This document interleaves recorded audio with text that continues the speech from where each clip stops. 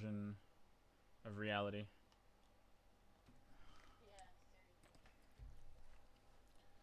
What?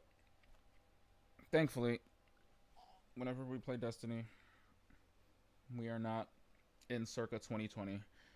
Clearly, we are at the start of the collapse. So, now that we know that the future ends up Destiny, yeah, we can all just go to bed a little bit safer, knowing that we're going to come back as space zombies. Welcome one, welcome all. Welcome those of us, even with zero, even those of us with zero light, to the expert playlist.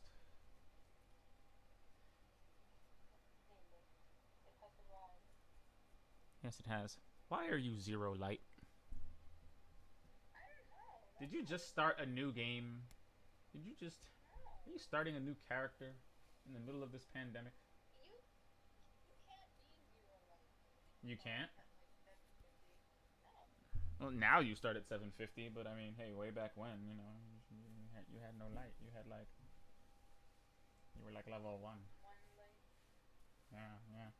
Back in my day, when you started off as a guardian, you didn't have light. Okay, there was no light. You had a level. Okay, and I was level 1.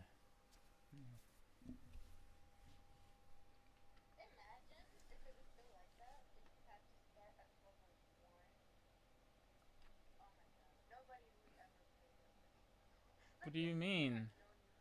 Really? You mean it's not a foregone conclusion that when you start a new game, you don't start at the very begin?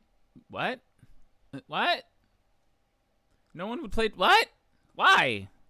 What? Oh yeah, I totally expect to start this RPG at the same level as people that have been playing it for years. So just how it works. Just how games work. I mean, why start? Why start in 2014 if I can start in 2016 and be the same level as everybody else who worked to get what?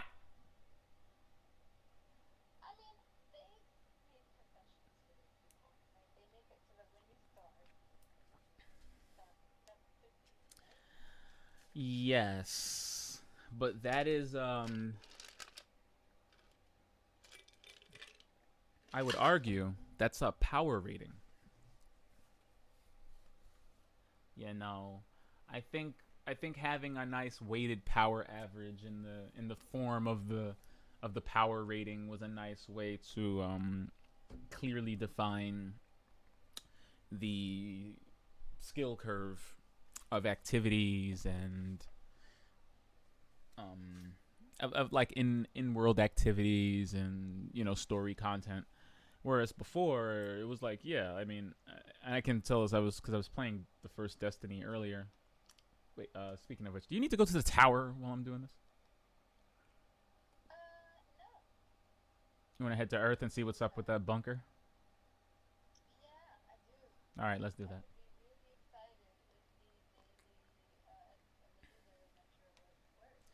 Well, let's check out the sludge and see what's under the ludge, and cross our fingers for the quarry while I wax nostalgic while we enter the atmosphere.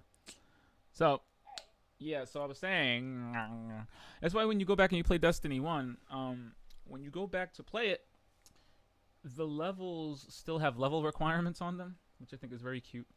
Like, you go back to the Cosmodrome, you can look at the vanilla Destiny missions. It's like, oh, level 1, easy. Like, the last array is like level 4.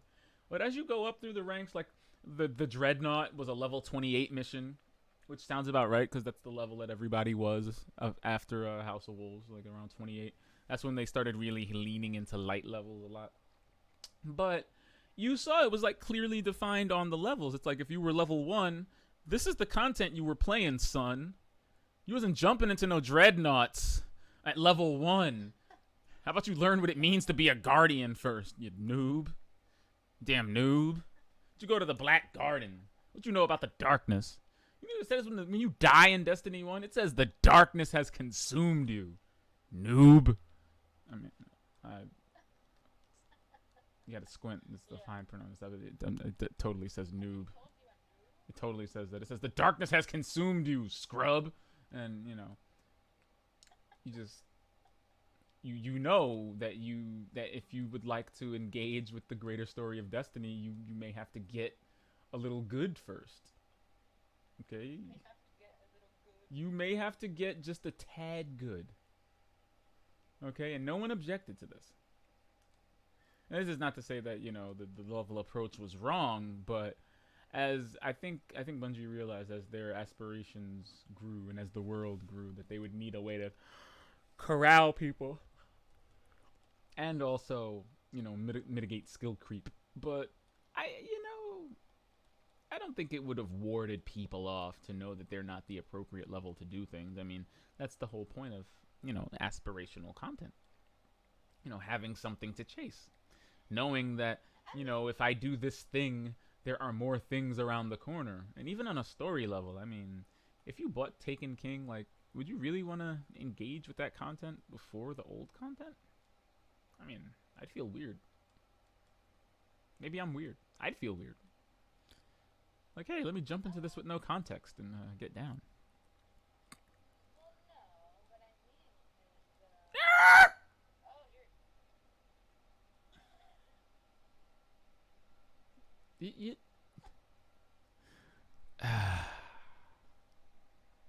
Lovely.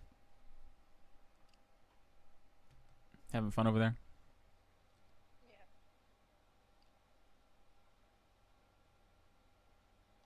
You.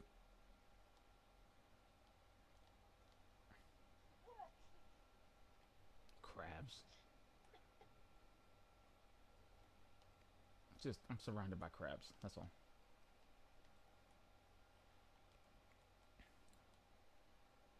But yeah, it's just. I don't know. I was waxing a bit nostalgic earlier. I was walking around the moon. Oh, good lord, Jesus! It's crabs. I was walking around the moon and just really taking a second to appreciate the visual progression of the moon as far as Destiny's world building goes. Somebody said something in Fire Team chat that I thought was very in the last episode of Fire Team chat that I thought was very you can shoot those things, right? It was very true, and was that there's been a distressing lack of emphasis on strikes. With all of the content we've gotten, there hasn't really been much of an emphasis on strikes and material like it, and it's a shame because strikes, above all else, are like the perfect blend of missions, like really long, dense missions. Strikes typically take like 15-20 minutes to beat and have like a variety of challenges, but also a great way to get gameplay and world building at the same time, because more often, very often when you're doing a strike, there's exposition, there's banter between characters, there's something that's advancing the greater story of Destiny forward in the middle of a strike, and no other content in the game really accomplishes that. It's either, it's a great way, to quote him directly, he said, it's a great way to get to get exposition and character development from characters without having to read it.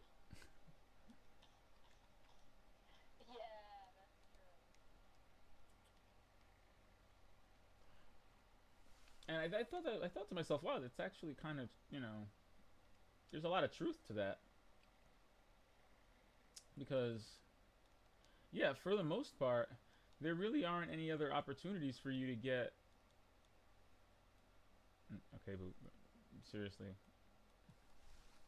there really aren't that many opportunities for you to get story and gameplay, in tandem, in that really nice organic way.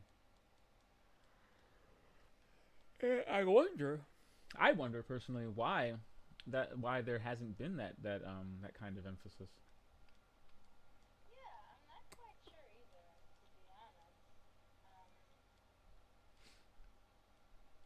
Yeah, I go back. I would. Mhm. Like, I know they don't show them on the map anymore because reasons, but it was just mind-boggling to play Destiny 1 and like go to like the Cosmodrome or go to Saturn and just see the sheer amount of freaking story missions and crud that were in the game.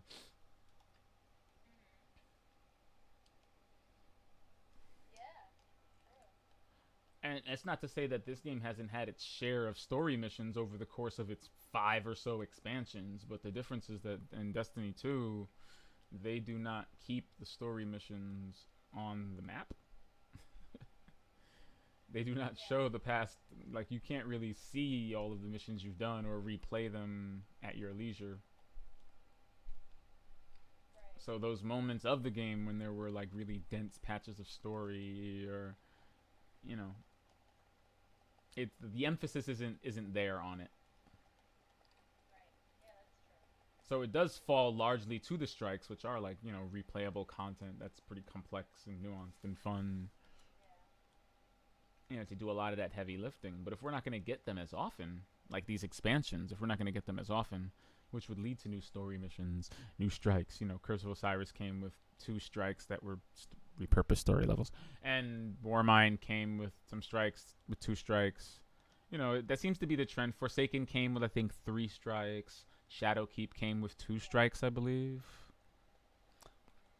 So it's not like they, aren't making them, but they seem to be attached to expansions. And I don't know. I feel like it'd probably be a really good idea to maybe have some of those things be part of these little updates, or part of a season. Like what if every new season came with a strike mission? Like, that could be the one piece of content that wouldn't disappear at the end of a season, but it would still be a reminder of that season and how it happened. Like, yeah, sure, you can't do the Vex Offensive anymore, but there's a strike from Season of the Undying that, is kind of a moment, or something that, that signifies part of the journey having passed.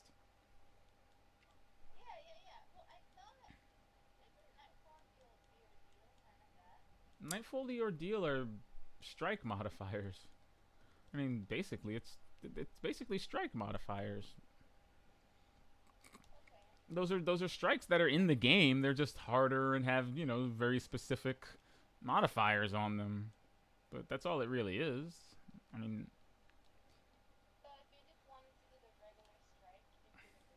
you can do them. There's an engram every week for doing regular strikes as the same burn as this week's designated, burn, if it's solar burn or whatever. Yeah, I mean, there's regular. Yeah, it's in the Vanguard menu, huh? There's Vanguard strikes. Then there's Nightfall the Ordeal, and then regular Nightfalls are still in the game. They're just kind of tucked away in the corner. But that's all still there. That's never changed. That's what I'm saying. Like, there's a way for you to replay strikes. So, why not? Why not lean into that then? If you're going to take the emphasis away from story missions and not allow people to replay those at their leisure, then the most significant piece of story-based, replayable, eminently replayable content are strikes. It's not like we have daily heroic stories anymore.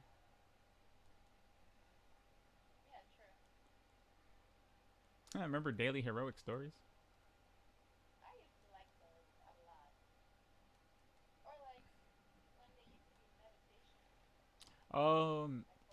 Yeah, I remember that.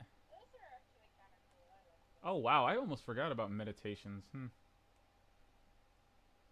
Wow, I completely forgot about meditations.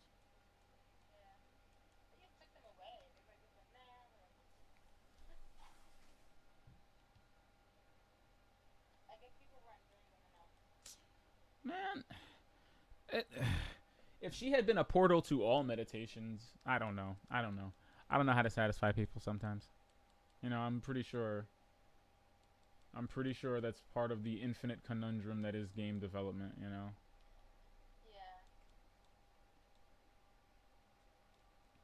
Man, this thing is just bombed out. It's just all mossy and gross. I just noticed that every bunker seems to have some, weird visual characteristic to it that defines it. This is probably the cleanest of the No, I think IO's bunker is probably the cleanest one. Yeah. Oh, are you going to collect your materials? Actually, I'm trying to figure out if these charts mean anything. Materials. Come and get your materials, please.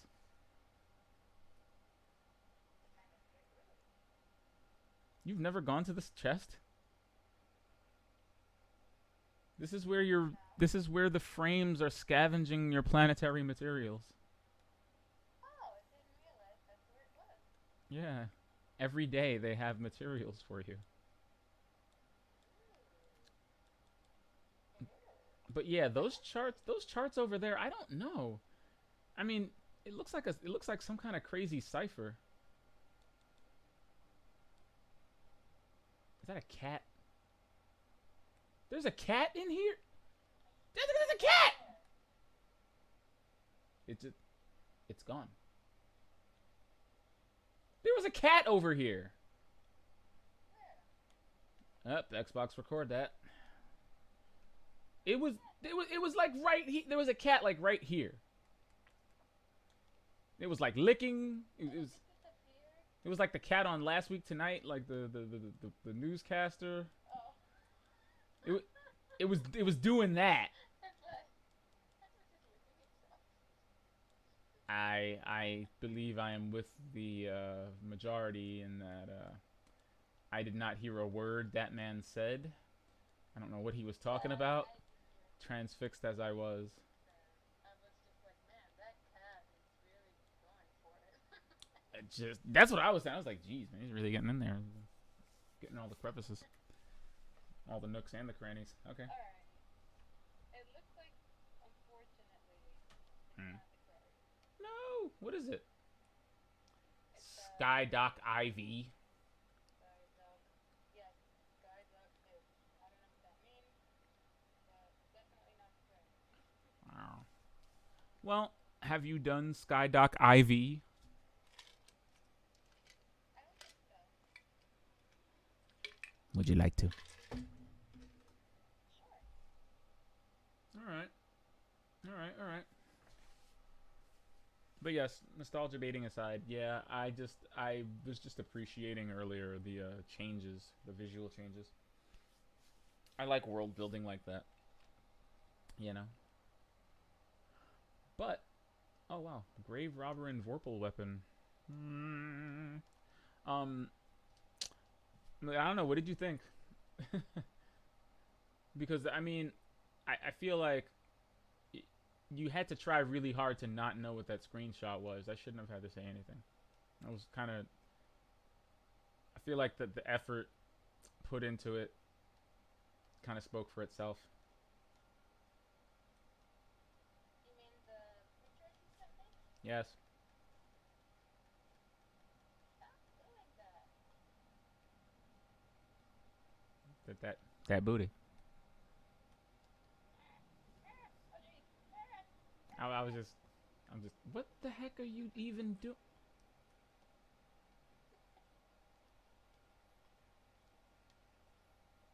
Uh huh. Yeah. Yeah. Do something. You get 2 grenades. Yes, I do. Like that, nurse. Yeah. No. Can you You create rifts. press Booty. this? I can't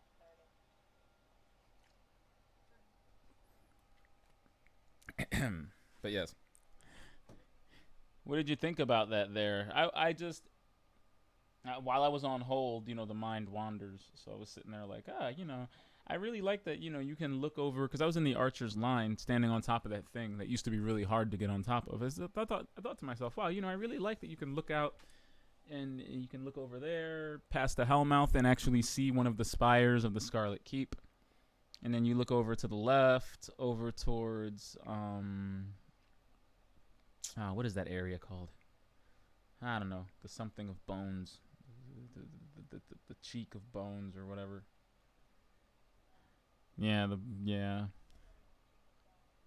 But yeah, you know, just you look over there and then you see the crashed ketch from House of Wolves, which again, I love me a attention to detail. You know, when you look over at the ketch from House of Wolves, it really is the trader's ketch. You can still go inside of it, go all the way into the. You can go through just about all of the rooms of it except the room where Skolas would have been. But it's really fun and nostalgic just looking at all of that and having played the first Destiny, knowing exactly how and why everything is in the state it's in.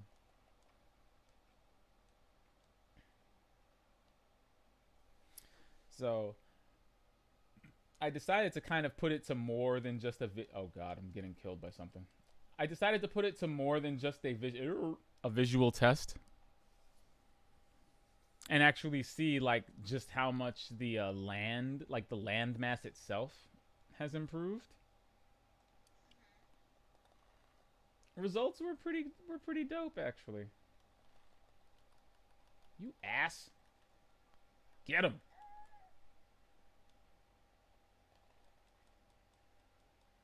Sorry, dear. He pushed me back.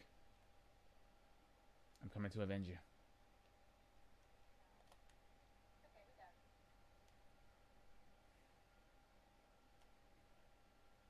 Sure, you can. Yes. But yeah, you know, just to see how much the landmass has changed, and a lot has changed. I mean, even the walkable area that you're able to, you know, move around in is completely different.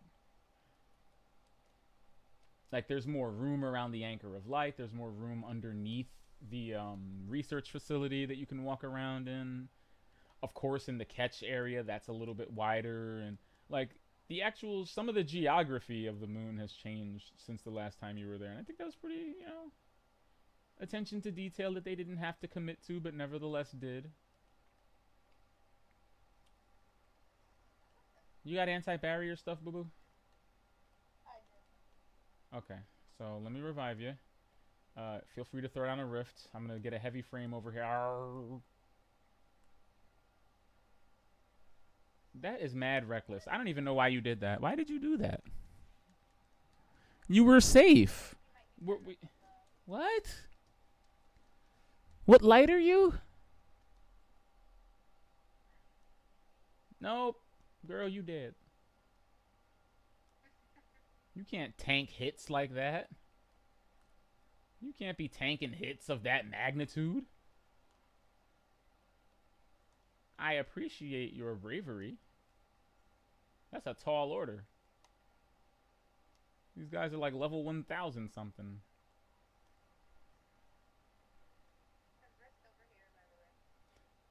Alright, let's get the anti-barrier going to help out our heavy-framed friend.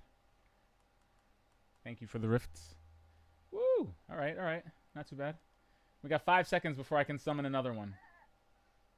It's all good. I got you. Alright. We got another one. Another one! About to name this heavy frame Khaled. Yep. Khaled. Both names. Like a Mario. Yep. like a true Mario brother. I'm Mario. This is my brother, Luigi Mario. What? Yeah, of course. Come on, we're not savages.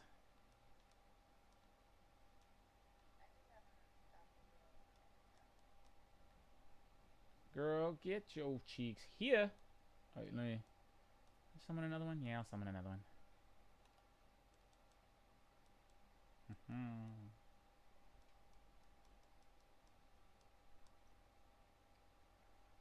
Oops. Javelins, please. Thank you. Nah, just getting my javelin on. Do you not have javelins in the legendary lost sectors yet, boo? I think I do actually. Oh wow. Yeah, that was a disaster. Keep yourself alive. Rift up. I'll respawn. Don't risk it. There's too many things living down there of questionable repute.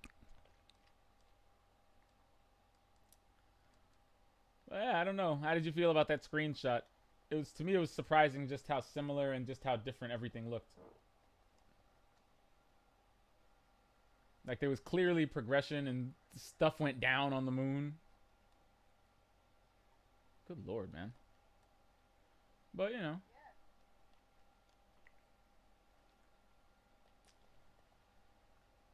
I don't know. I guess I'm going for a reaction here. I don't know. Were you impressed? Were you surprised? Did it give you nostalgia? Were there any feelings? Are you a plant? I mean, I guess I couldn't, at first glance, I couldn't quite tell the difference Well, until I looked closer and that's realized, why I hope you don't passively engage with my stuff. Yeah. That's why you usually gotta look. You crab. The UI was different. Yeah, but the UI was different. The visuals are different between the two photo. Like it's very obvious. I mean, upon closer inspection, I realized that. There's different things on the screen, even though the camera's pointed at the same spot from the same distance. Look that you were holding the thorn. Yes, and in both pictures, I was holding the thorn. Yes. Yeah. So I was like, that's, intriguing. Intriguing. I'm gonna read it on. I didn't know you hadn't. Everyone's nearly dead.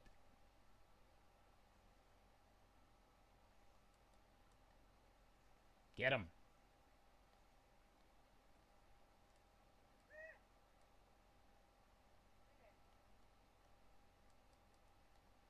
You just looting all the loots? Why don't I get any loots? Why can't I open the loots? It's not letting me open the loots. But my loots! My loots!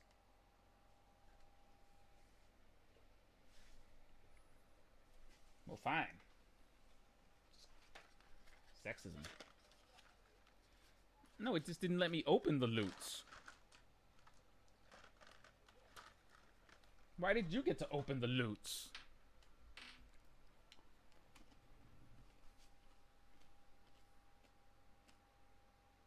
Sexism. Racism.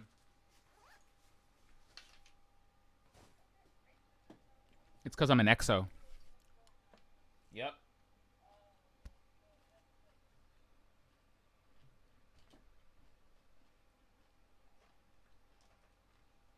Oh, of course it's a speciesism because I'm an animal, right?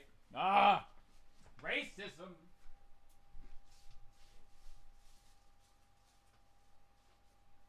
Do you hear that laugh? That's warlock privilege. Do you hear this? You see now why they need nerfs?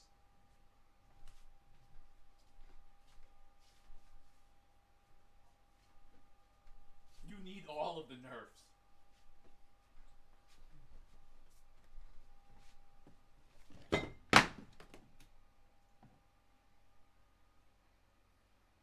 Ooh.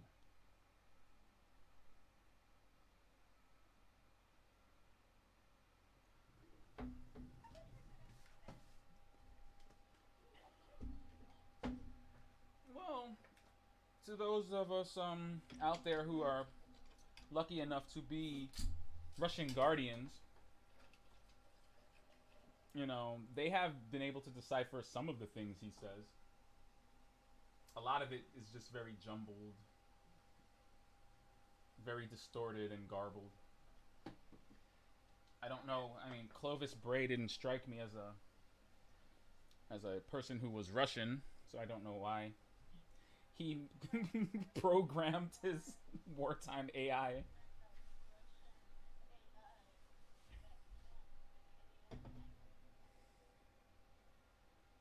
Right, but he still communicates to everybody in Russian.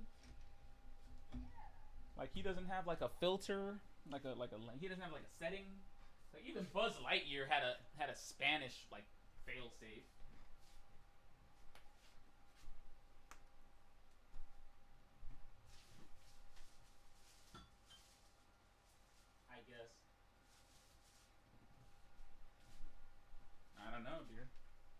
Was Clovis Bray Russian? I don't know. His daughter's name is Anna.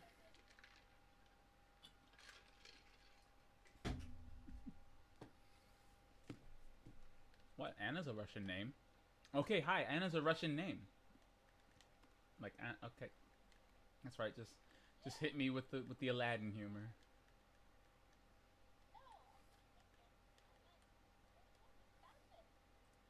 I'm sorry. You got the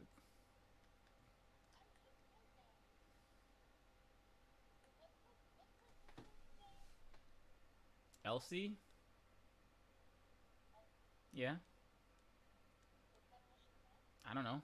Is Elsie like a nickname for Elsa, or I don't know.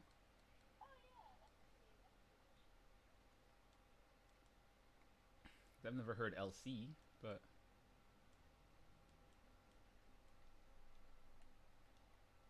it could be that.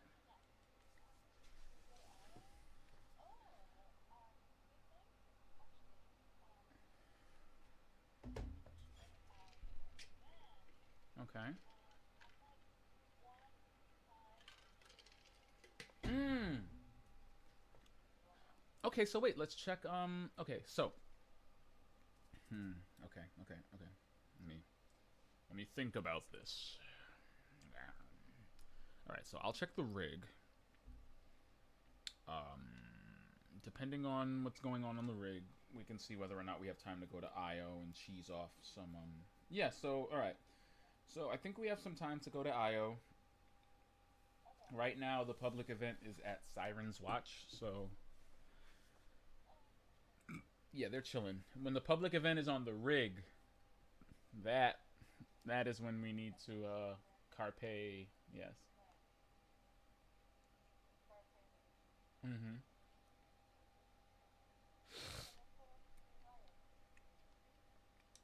All right.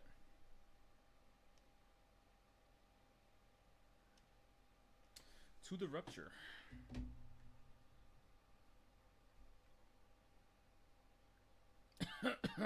Sorry, Devram.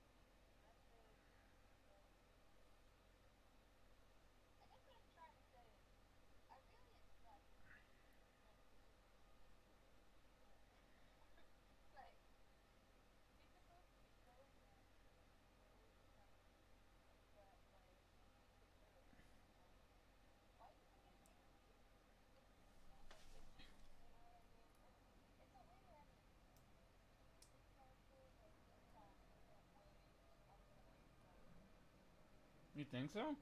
I remember it being defined pretty clearly as like Rasputin's distress signal. At least that's the way it was originally framed. Like he used to play like classical music as a way to like it was all right. I used to think it was pretty funny, like on a character level because it seemed like the more intense the music, the greater the danger he seemed to have been in. Like I don't know if you remember that in the original Destiny when you would go to like clear out his bunker or whatever back when you had to do it in the dark below, I think, to like get Omni Ghoul out of his armpits or whatever. The music was going nuts. Like I can almost see oh god, who is it? What's his name again? Like John Williams? They're like no one. John Williams is like playing a flaming piano on the beach. Like when it would increase in intensity, it's like, oh, okay, man, you know, Rasputin must be really out of it. He's playing Duel of the Fates now. But but they seem to have gotten rid of that part of his characterization, and now he just kind of plays music when you clear out his bunker, which doesn't not line up with the way it Yeah, doesn't line up with. agreeable too. Yeah. Like if anything, music should be playing until you clear out the bunker. Then the music should either stop or it should become like more peaceful. Yes, like we should be able to hear the music from out here. Yes. Like if the music is going off, we should be able to hear it from out here. When we open the bunker, it should become more clear, louder as we get to the center. Right. Yes. Like and then like after we clear the bunker, then the music should either stop or it should become like more relaxing. Yeah, like it should go down in tempo. Absolutely, Right. absolutely agree. Yeah. And yeah, I still don't know what this is. This seems like trajectories, or it might be a code for Warsat, um, Warsat landing points, Hmm. or maybe Warsat locations. I mean, they say that Rasputin's Well, uh, the opposite wall here. They say that Rasputin's access points are located in 13 different places. Apparently divided up as such to as a failsafe against him becoming self-aware and going rogue. oh, well he's already self-aware. He went rogue a while ago. Um, I suppose, but I guess within reason. Like you still have to turn him on and do a bunch of shit to activate these points. Yeah. But I think that's like part of the. Remember, we kind of joked about that last episode. Oh. Like he's like this super intelligent, super smart. He's like our first lieutenant. But, it's just he has to he's really good at long range Long range communication. engagement. Yes, he is. Starting a new activity, are we? It just said you were starting a new activity. Why the hell would it Oh, say that the engram was at 1,000 and then drop me a 998 piece of gear? Yo, is Rahul running this bunker? It literally said 1,000. I don't. I don't understand this game. I. D- I don't understand why I keep getting gear that is not 1,000 at this point. maybe it can. Like maybe one of those things. That's such garbage, though. Like, it's deliberately 1 or 2 points below the caps just so I have to either infuse it or go, well, this is garbage. Like, why would I infuse a 999 or 998 piece of gear with anything when thousands be Yeah. dropping? Luke Smith. Luke Smith. Speaking of speaking of Luke Smith, um, our rundown seems to be missing something. What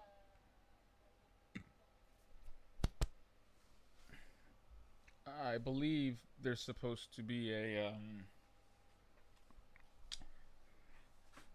new type of event or a new type of game type mode playable thingy Really? that's supposed to be hitting the game on April 21st. As a matter of fact, I can look into my menu right now. Select Vanguard, being the leader. Yeah, I lead. I was elected to lead. And when I well, today we're gonna do some reading because what we have, or what is supposed to be coming soon, April 21st, are the Grand Master difficulty for Nightfalls. Grand Master difficulty. the reveal of exactly what Grandmaster difficulty Nightfalls would entail. Now, a lot of us were thinking it's, yeah, we were thinking like loot, like maybe there'd be some loot, some exclusive loot. Yeah, back in the day we used to do missions and Destiny. We used to do strike missions. Some of us used to like play the same strike missions over and over because we knew there were special weapons attached to, having completed them. Yeah, yes, the loot. Yes, that tradition has continued into Destiny 2. Running the Tangled. Was it? No, sorry, running the Hollowed Lair. Can net you the Mindbender's Ambition, a highly coveted shotgun. I've received Sloane's auto rifle from having done Savathun's song. The DFA, of course. Actually, you have the DFA, and that drives me crazy because you don't use it. But special hand cannons like the DFA was very highly coveted. You have that gun, it's in your vault. Okay. Anyway, I just leaving DFAs on the table. And while I was running Warden of Nothing endlessly last weekend because Nightfall the Ordeal was broken and giving double rewards, I picked up a special hand cannon called the Warden's Law, which is apparently the highly coveted / pinnacle / crazy special weapon that drops from that mission. So strike specific loot is not something that normally it's not a new thing, but the idea, or I guess the idea that some very thoughtful players had, was that maybe Grandmaster difficulty would be very loot based in its challenge skew, since so much of Nightfall the Ordeal is already based around escalating challenges, more modifiers, more things to make the mission hard, match game, things of that nature. With Master difficulty, especially this season, Master difficulty is already a 1030 light activity. Okay? Ain't nobody 1030 light.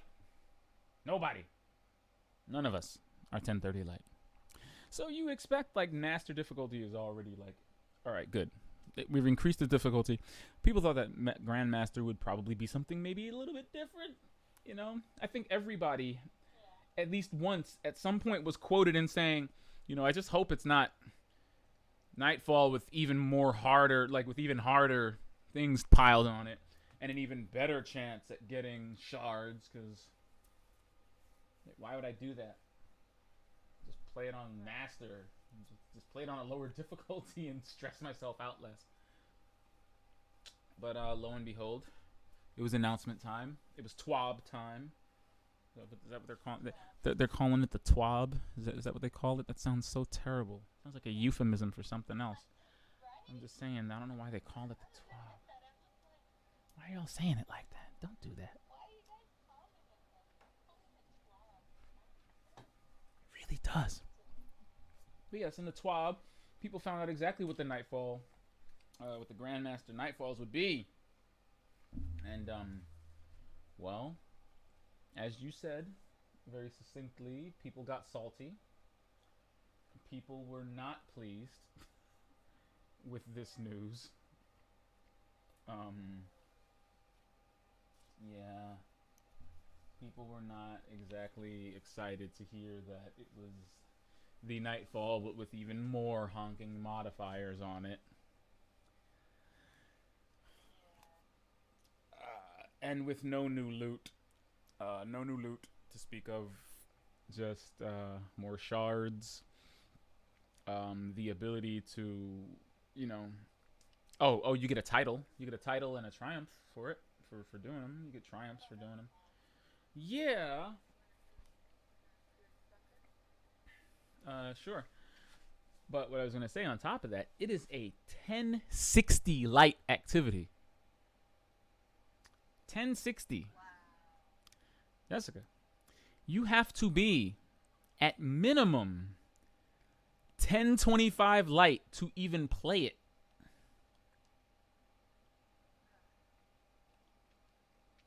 Which means this activity, like they're like, oh, when they were listing the priorities, they're like, oh, it should make the most of your builds, it should make the most of your teamwork and communication.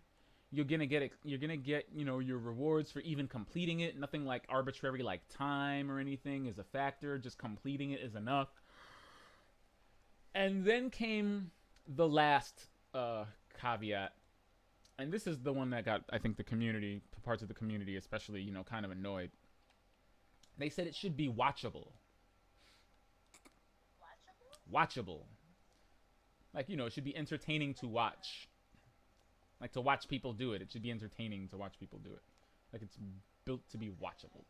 Which means, in essence, dear, they essentially created a difficulty mode that's pretty much exclusively designed for streamers to play, and not even like just any streamers. I'm talking like it is my job to play Destiny streamers like Glad or Datto. The people that would actually be 1025 honking light. Jeebus. Consider myself above average. Slightly, maybe. Listen, I'm 1015. I can't even play those Nightfalls. Like, what? They made a mode for like 0.5% of the, like 0.2% of the audience could actually play? And with no incentives? Like, no real lasting so, while the saltiest of the salty got salty, I think what Bungie did not expect would happen also happened as well.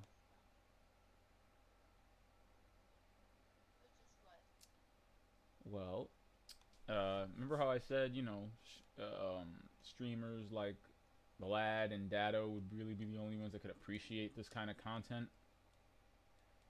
Well, what happens when you make said content for these people and they express absolutely no desire in wanting to engage with it? Because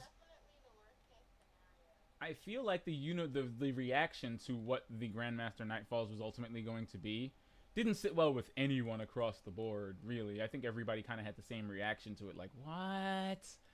But on top of that, we also have, Glad himself announced that he's going to be taking the next 2 seasons off of Destiny.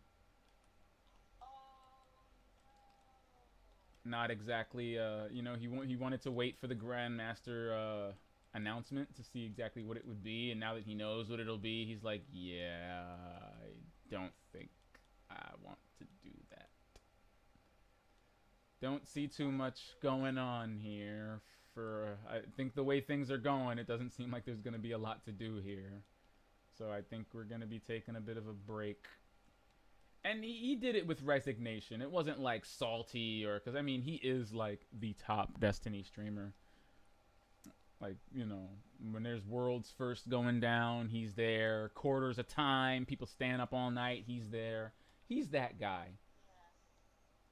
And that guy was like,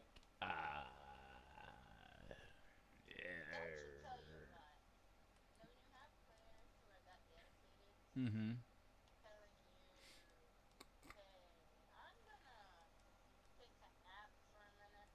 Yeah. Yeah, they're like, yeah, and like he wasn't mean about it or salty or anything. He's like, listen, we've had some great experiences. They've had great, as a result of this game, and we eagerly look forward to what they have planned next. But he's like, I'm still gonna come on for resets and everything, to see if anything's going down, but you're not gonna see me doing this. I don't want to do this. Like, the only reward for this is a title? Ow. I don't do this. And I think I think Joker actually put it best. You know, he kind of said something like along the lines of what I said. You know, you think there would just be loot or like better loot. Yeah. Like what if Grandmaster Nightfalls gave you like what if you could get the Warden's Law from a Grandmaster Nightfall, right? But it was a different version of it that had selectable perks or even better or weirder or wonkier, crazier stats on them, you know. Something goofy that would justify doing Right. such a high level. Crazy level. Yeah. That's good. Yeah. And down to how difficult it is to do period because you have to be 1025 just to play it and it caps itself the same way pinnacle activities and raids do, which means no matter how high you actually level yourself, you'll always be 1025 for this mission.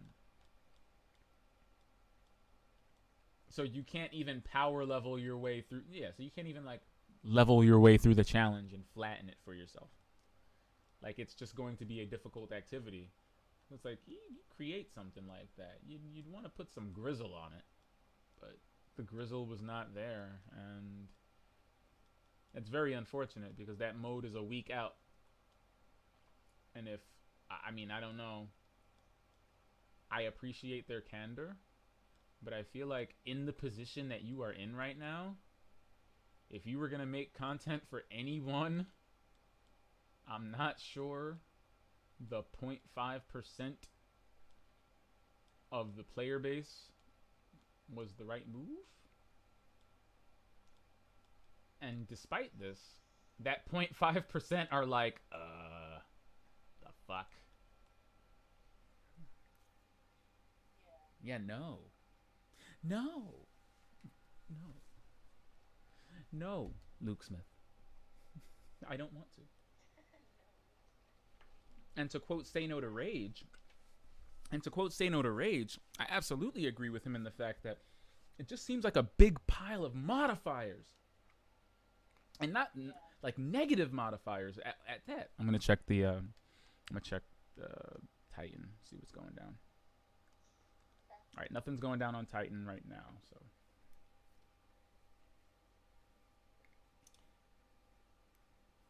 nothing's going down on Titan at the moment. Do you want to do maybe a Gambit or a Crucible while we suss Yeah. one out, That or too. yeah, where you feel more like a Gambit? Yeah. Let's do a gambit. Okay, we haven't Gambited in a while. That should be fun. But yeah, I feel like I have to side a little bit with Say No to Rage. It's another really good Destiny YouTuber who holds these discussions, really lengthy Q and A's on the state of the game and the industry and the you know on the state of the game itself and the developer and the decisions they've made. But he said, there's an overwhelming amount of negative modifiers. And by negative modifiers, you mean, remember back in the day, we do a strike. And while you were doing the strike, there were modifiers like solar burn or grounded or grenadier. Like, they weren't exactly all modifiers that negatively impacted you or your team. I mean, sure there were some, but there were also a decent enough ratio of positive modifiers, like the burns, or like something like grounded or grenadier that would kind of balance it out, so it didn't feel like, you know, this is just really hard because you're strong, instead of no, you're really strong, so your challenge is, appropriately scaled. Right. But there's still an element of fun to it. He said, there's a lot of negative modifiers just going into this thing that do nothing but take your character down, down, down. And it's weird that, they would introduce so much build diversity, which is the argument I was making to a friend of mine and to you, that, things like charged with light and the Warmind cell mechanic, things like that have introduced a metric fuck ton of build diversity in the way you can create your character or mess around with them. I have never been compelled to have multiple sets of armor that all achieve different things for my characters up until very recently. And it's because they were making all of these specific mods, you know, even in a way that justifies the fact that they're separated by void, arc, and solar. You know, there are different Warmind cells and effects for arc, solar, and void, which justifies the fact that there's these three elements at play here, which is cool and fun. And so it's to say that, you know, you have introduced all these new elements to create all this build diversity, and you're gonna flatten it with this ultra hard activity that's really just gonna force you to play the game one specific way. And we all know what a lot of that entails. When stuff is really hard in Destiny, players do very specific things. You build yourself around engaging at long range, sitting inside rifts or bubbles, and peeking out to shoot things every now and then. It's like, you know, you gave us all of this customization and all of these different and unique ways to play the game with these cool new mechanics, only to then give us a mode that says, nah, don't do any of that.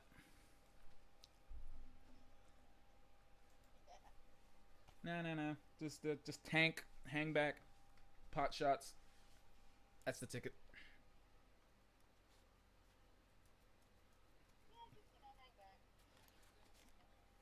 Yeah, so I had to agree with him there. It's like you know, if you had Grandmaster activities that say were based all around solar abilities, or based around, you know, area of effect attacks, or things that would again help you engage with that whole Warmind cell mechanic, which is a lot of fun to fool around with.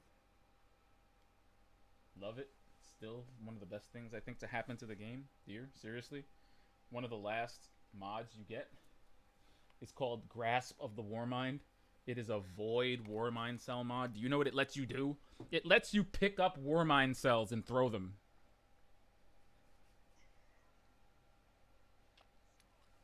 That is awesome. Of course, the first thing I tried to do was power up a tower with one. Bungie thought ahead. They were like, nah, you can't do that. That's cheating. Don't do that. But you can but you can pick them up and like throw them at an enemy and like stick it to them, which is kind of funny. But it's like just the number of things that you can do with Warmind cells. It warrants that level of creativity when, you know, when playing. It's like I would totally be down with that.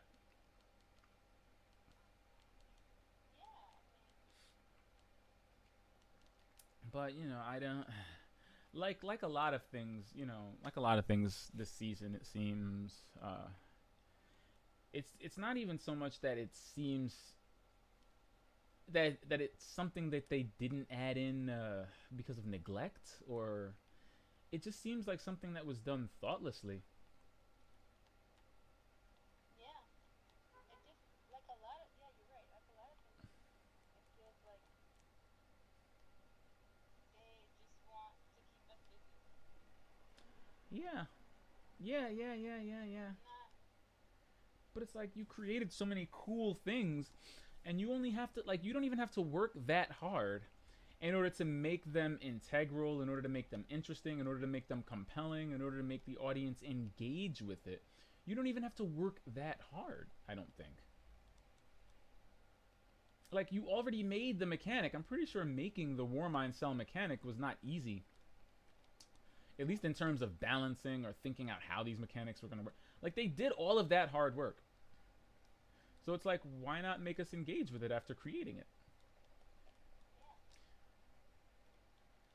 You know, you've already created. You already have this framework. You know, you already have all these cool weapons. You already have highly desirable weapons. Why not turn them into cool loot? You don't even have to make new weapons. Just make new versions of these weapons. You know, like, again, my freaking crown splitter is year one. It's a year one sword. Where's my armor 2.0 version of the crown splitter that I can put mods into? I'd totally take a year two crown splitter. Like, it seems like the easiest things have just they've been lost. And somewhere someone thought that, hey man, more modifiers, more shards. That's it. We got it. By George, we've got it. And it's like, no, you don't though. You do not have it.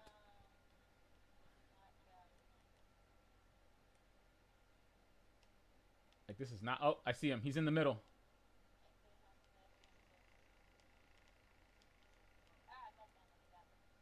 Oh shit. Dude, I have 11 motes. Oh god, he's coming for me specifically. Woo!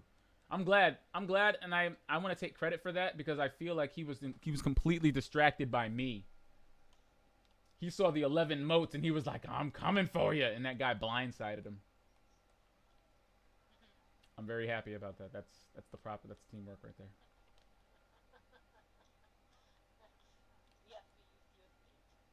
I do feel a bit baity. I do feel a bit like I was used as jabait. Yeah, people getting jabaited. But I guess that's my way of segueing.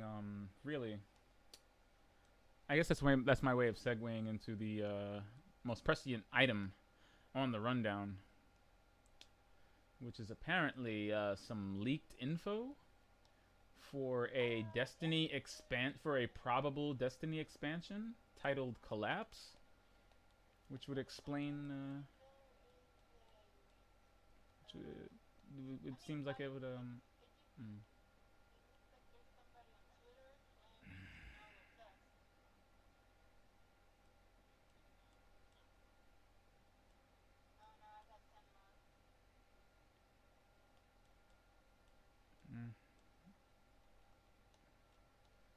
I'll keep an eye out.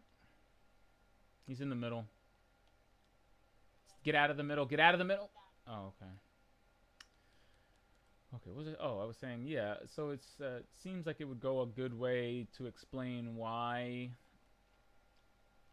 Uh, it seems like there's a skeleton crew kind of handling Destiny 2 at the moment. You know, with the entire, like, kind of with the bare bones approach to the way I have to say the bare bones approach to the way Season of the Worthy's been rolled out so far. If there is indeed a skeleton crew working on, Destiny at the moment, while the bulk of their teams are working on Matter, and they do have another Destiny 2 expansion rolling around the corner, I don't know. Those details sound pretty plausible. Especially with the direction the story is going in. What did you think when you read all that?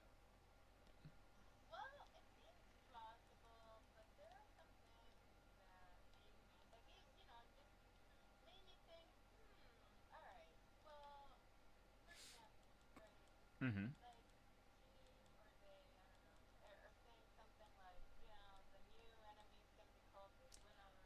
I've heard of the Veil. Yeah, and I have heard of the Veil before.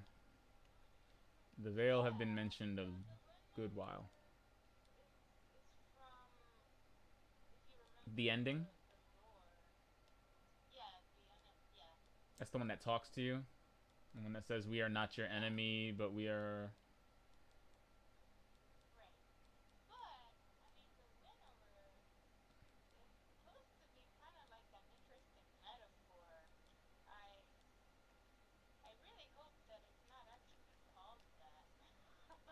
What, the person?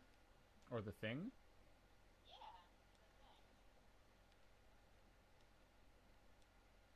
Hmm.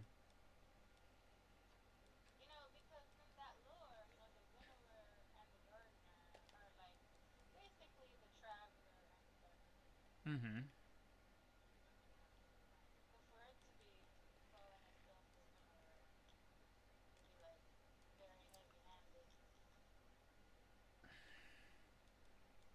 Well, when have we not been? Alright, I've got that ass hat. Well, it's like they said, the Fallen don't call themselves the Fallen. That's what we call them. So the winter, what we would call the winter war, maybe has a different name for itself, if it's gonna be called that at all. But I Yeah, mean, and the veil is something that it's kind of been around for a while. yeah, Like it's been hinted at, and others, we've been told that there's a new race of enemies called the veil. yeah, So they it'll didn't be come. interesting Hmm. to see if Bungie's actually ever gonna go through with that. Well, some people are skeptical because they're like, oh, well, how are you gonna get rid of your, your penultimate enemy this early and blah blah blah? And I'm like, I don't know about this early. One, I'm playing this game for 5 years, and two, Yeah, these details don't exactly say, oh, you're fighting the darkness itself. It sounds like he said the physical manifestation of it, which is, as we've found out from Oryx in the Destiny universe, that can mean something very different than what it sounds like on the surface. right. Yeah, You know, I've never known any enemy in Destiny to go down easily at all. Middle. yeah. Middle. Yeah, he's in the middle coming towards y'all. I think he sees me over here. Yep, he sees me.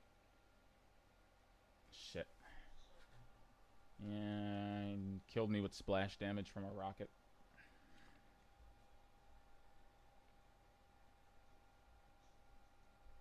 Uh,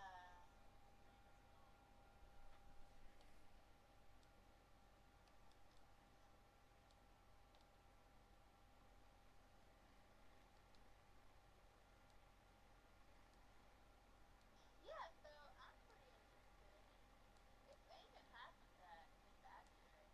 It sounds pretty cool.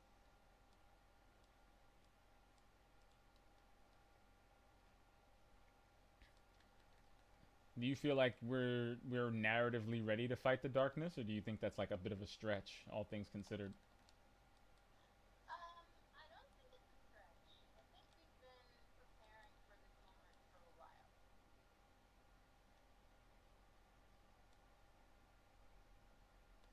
But I think they're gonna have to get their storytelling hats on if they want to do this right. And how about the mention of darkness subclasses, which is about in line with what I was suggesting before? How you would make a choice, and maybe there would be guardians that were allied with the darkness, and ones that were allied with the light. Yeah, If there are darkness subclasses, I don't know what gets you on that path if that's the case, but something tells me that conversation and Shadow keeps ending may have yeah. two outcomes.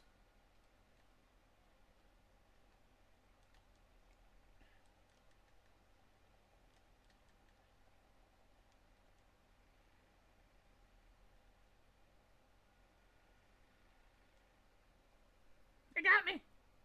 Dear help. Oh no! Thank you. Oh great. Oh come on. See anything? No. Me either.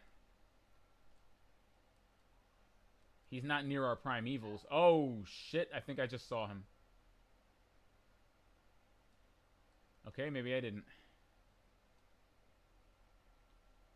Ah! Oh, did he get you? No, something hit me. Something hit me, but not him. Thankful.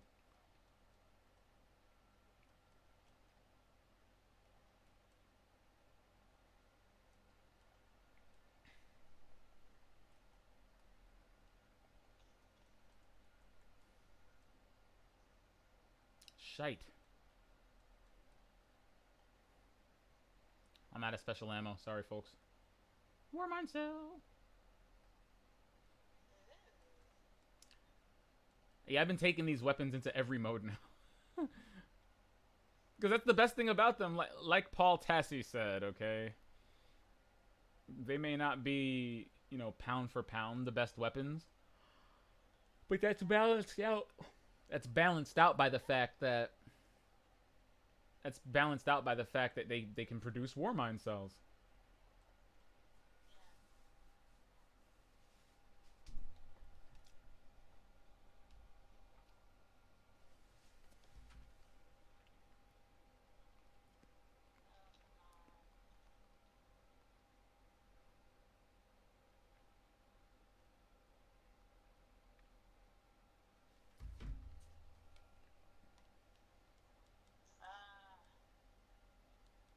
You kidding? Where is he?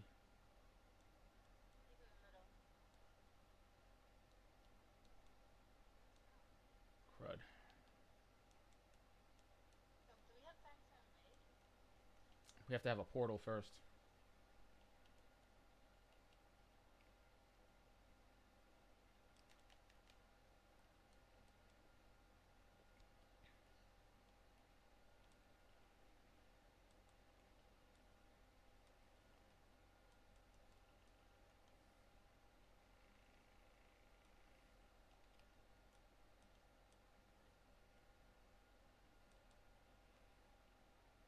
No! Ah, boo. Oh man,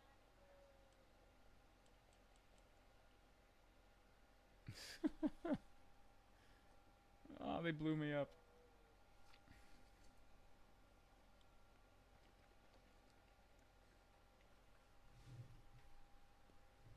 That's a darn shame, that is.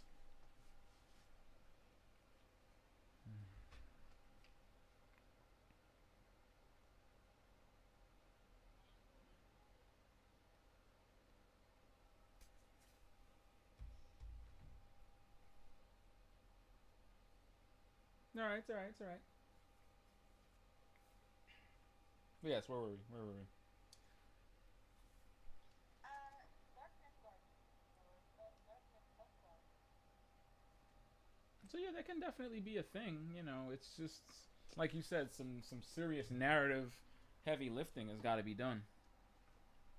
Yeah. Yeah.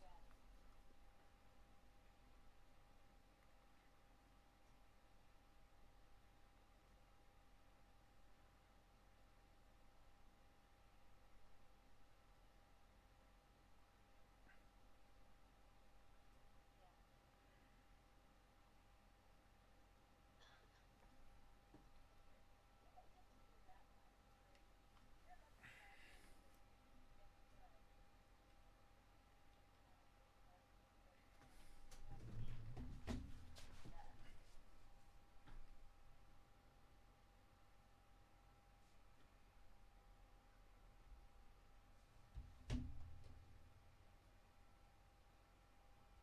Do you think there's enough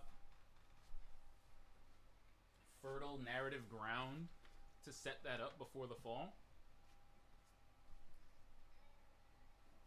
Because I feel like unless what remains in this season and what leads into the next season, unless that is meaty as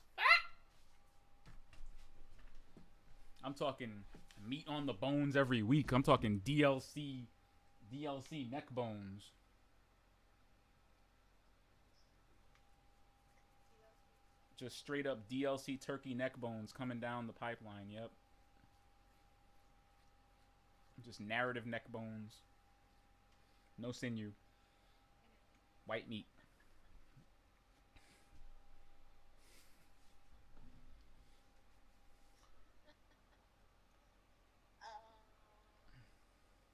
I think if they can come out Public event on the rig. Go on. the If. if they come out the gate Mm-hmm. with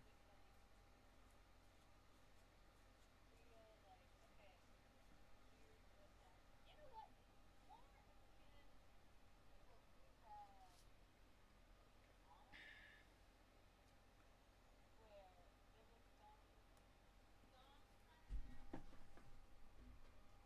Mm-hmm.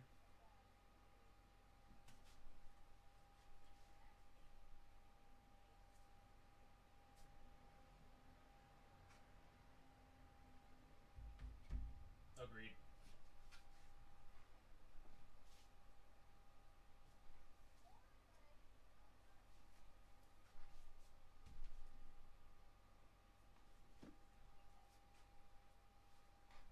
The Dreaming City was like what, like a week by week evolving narrative. yeah. That's not bad. Well, the leak did indicate to some degree that it was a Forsaken level expansion. Didn't the leaker indicate that it was like Forsaken level? There's a new raid, new strikes.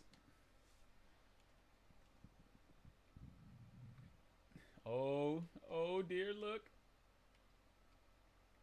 It's dark ritual time. It's dark ritual time. And it has to be heroic. Well, then we better make it heroic.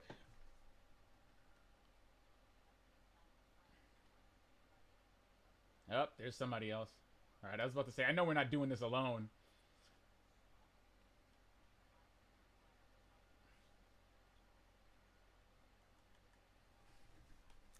All right, so then let's take out these wizards, capture these platforms, take out these wizards. I've never seen this mission not go heroic though. It's. I feel like you have to try to not do this heroic.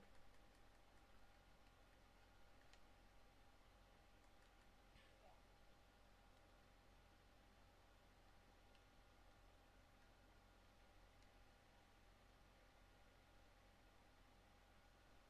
Get away from her, you witch!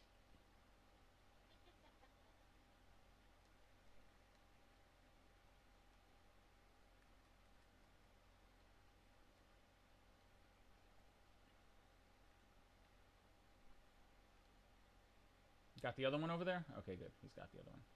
Yeah.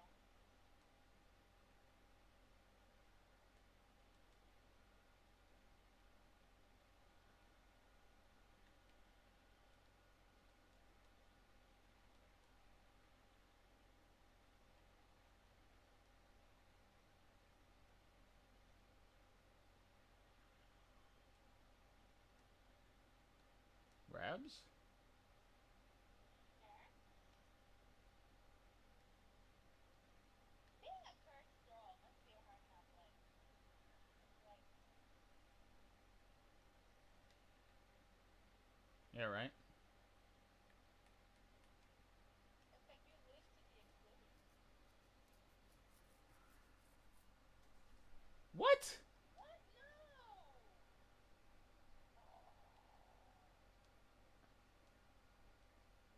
Well, Oh.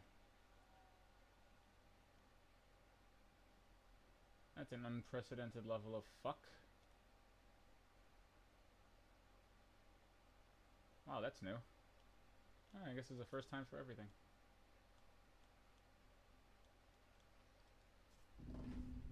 That sucks. Yeah. How am I supposed to then go back? I mean, it's the only thing that does. It's either a fallen walker on the other platform or this one at the rig. There's only two that rotate. Yeah, there's only two that rotate on Titan. Okay. Hold on a second. Okay. Feed the pigeons for a minute.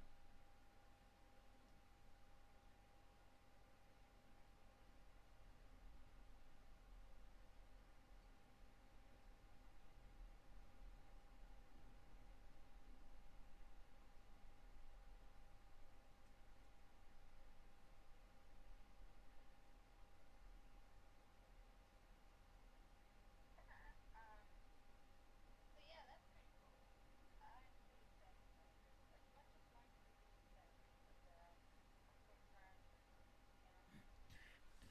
Well, it's not like the powers that be are saying anything. Right. So they're not saying anything anyway, except for, you know, letting us know that it's trying to release the show without being too specific about the when. Shoot. There's one or two crystals in the top corner. Huh. What? What?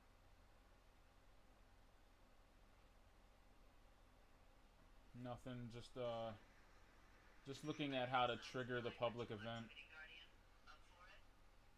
Because I'm pretty sure I did it, but I'm pretty sure I might not have. And that's just irritating. Yeah, well, Siren's Rotch is having its public event now, so Okay. you'd go and do that. Come back to the rig.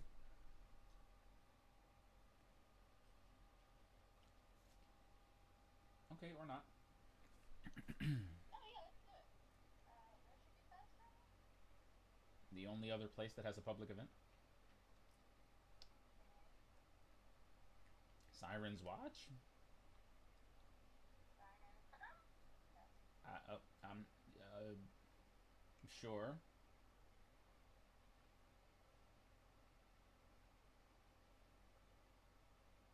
You can absolutely shoot Siren's Bacal. No. No, that sounds crazy. It's got some nice urgency to it. Go saying, want to go say what up to Sloan? Something nobody ever does. Poor Sloan. What's Most of these location vendors are like so forgotten for some reason. Not as forgotten as anybody at the farm. Oof.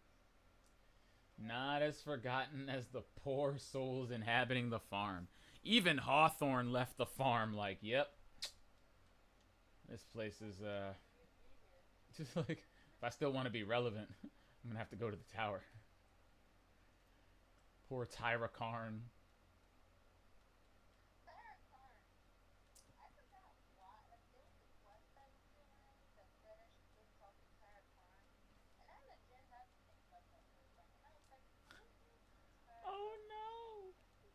You didn't remember the. Oh no! The The farm person? the farm. Why? Why would I remember that? because she. Because when you thought Rahul was dead, you know, when you had no light, she was there for you. I mean, you know what? I'm kind of upset because, when it comes down to just hanging around the farm when you have no light.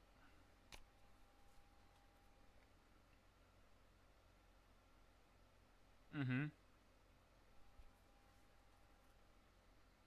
And then, Cal came quick and was like, well, see ya.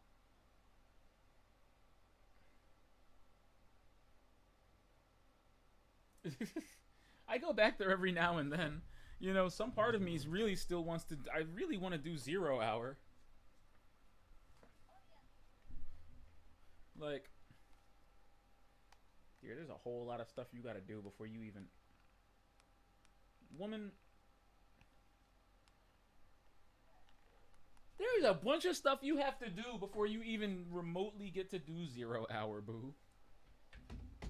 What do you have to do? You think that basement just opened itself and the fallen that was down there just got down there on their own? Sure, why not? No, why would the game work like that? The game never works like that. What do you what? See? And this is why Curse of Osiris has a broken reward system. You didn't co-sign that letter about the scrubs leaving, did you? No. You wanted us to leave? Well, now we're leaving.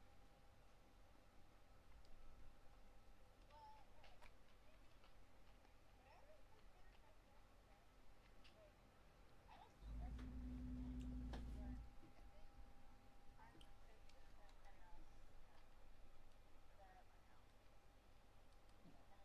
And I know What that in the fuck? what Did you see that? happened. What the fuck? Ah! The game just. No. I don't know. Something landed on me and shot me into the sky. I landed on top of that rig. Yeah, I honestly was about to stay up there, but then the architects tried to kill me, so.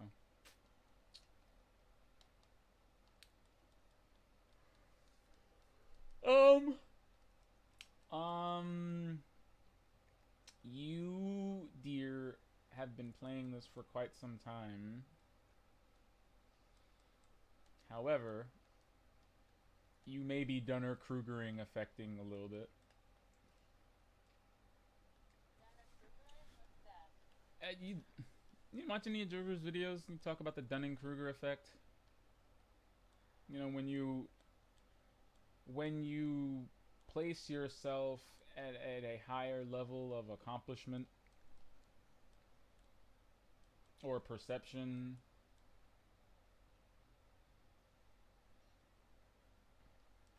basically, yeah, you have played this game for a very long time, but you don't engage with it on at a high level, if that makes any sense. Um, yeah, I can agree with that. I mean, I don't. Like I got it. It has nothing to do with the number of activities you've done. It's like me scratching and clawing at you to get you to use your materials or masterwork your weapons or communicate certain things when you play or consider your loadout or think about your perks and stats and mods and like that's what it means really. Like not so much your knowledge or tenure, but how much you engage with the deeper systems of the game and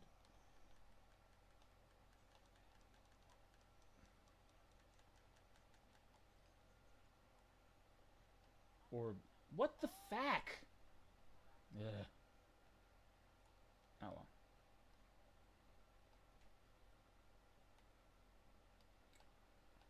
Oh, okay. Um, Well, what? no, this one. Dear, when you're amassing exotics and special weapons, are you checking off boxes on a list or are you actually planning to use these things? Usually I try to do that. Jessica. Actually, here's the reason I want to. Like, why did you want Point of the Stag? To check off a box. Because you don't use bows. So you did it to check off a box. That's the difference. Well, yeah, but also I wanted to play again. Are you bowing things with it? No, I didn't actually like it that much.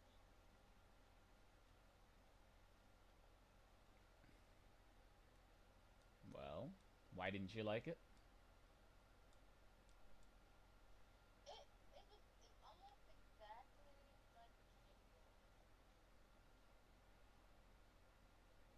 In what way?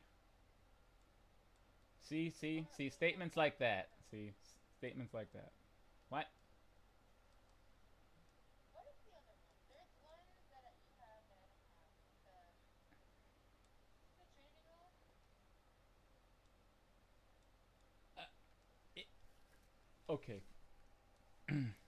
I'm confused only because I would not compare that bow to any exotic bow, period, on any level.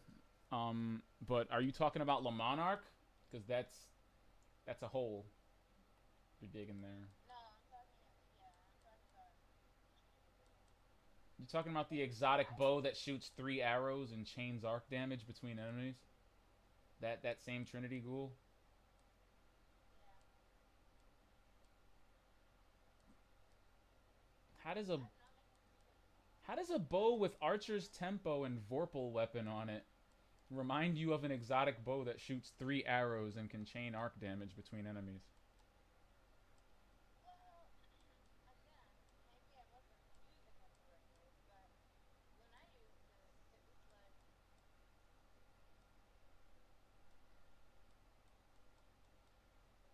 required a good amount of willpower to really aim properly. You know, that's just how I felt about it. Mm,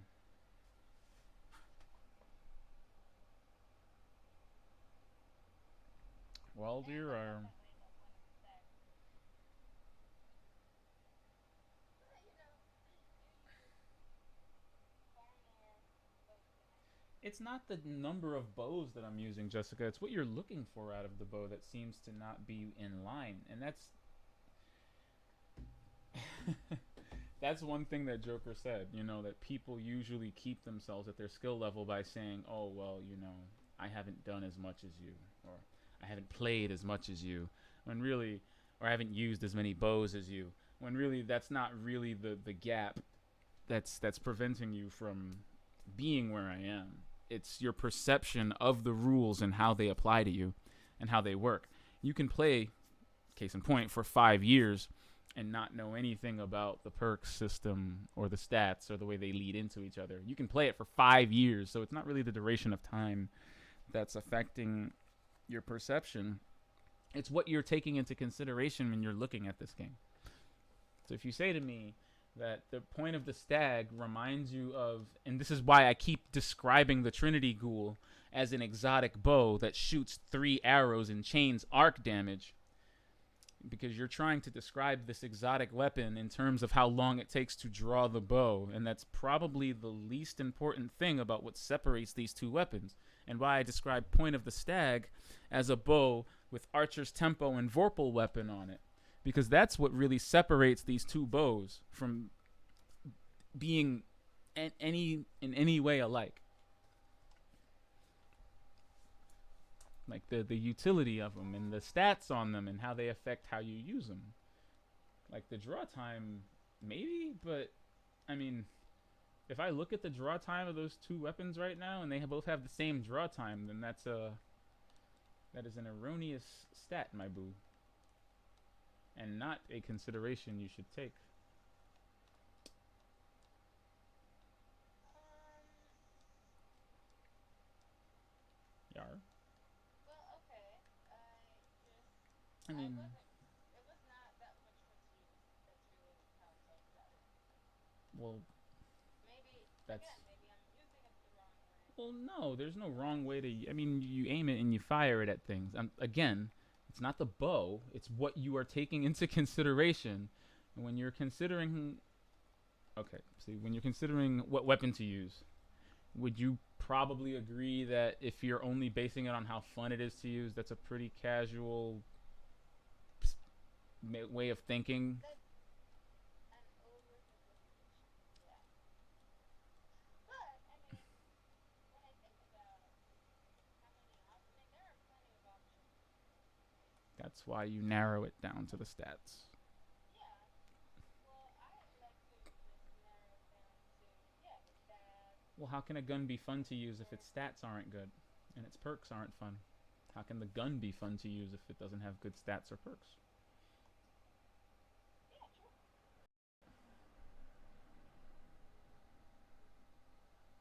So then, Clabby, wasn't the viability of the weapon, the usefulness be a consideration you should take? Possible. I mean, yeah. I mean, I guess what I'm trying to say is that I didn't use it that long. I used it a little bit, and I was like, eh, all right, whatever. Okay, and I'm suggesting that It maybe you didn't blow did. me away. If you had different considerations in mind, you would probably be blown away by some aspect of the weapon that you're not considering. Perhaps. What I'm suggesting.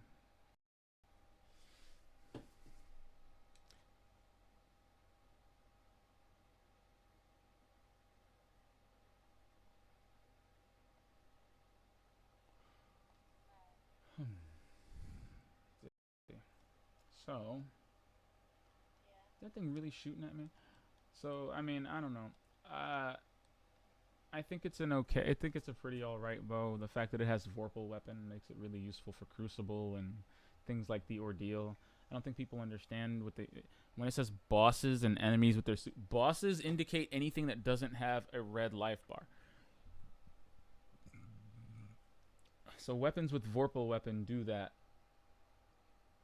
They have that ability. That and it comes with no distractions, flinch, Eye of the Storm, makes it more accurate as your health gets lower. There's a lot of good things going on with the bow. It just has very specific use. Now, as far as draw time goes, the Trinity Ghoul actually has better draw time, a larger inventory size, more impact, more accuracy than the Point of the Stag does. Mhm. Mhm. Okay. That and it shoots 3 arrows. That chain arc damage. The fuck? Or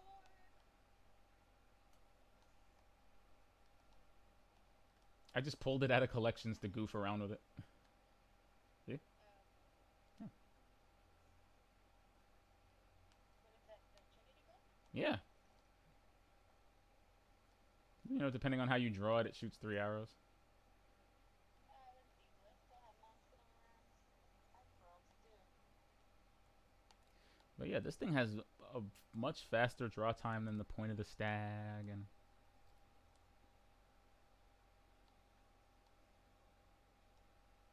oh, sorry, got you in the knee there. I used to fall off of levels all the time, till I took 3 arrows to the knee. 3 arrows. Well, I am using the Trinity Ghoul, so maybe 5, 6 arrows. Uh-oh, that's a screenshot right there.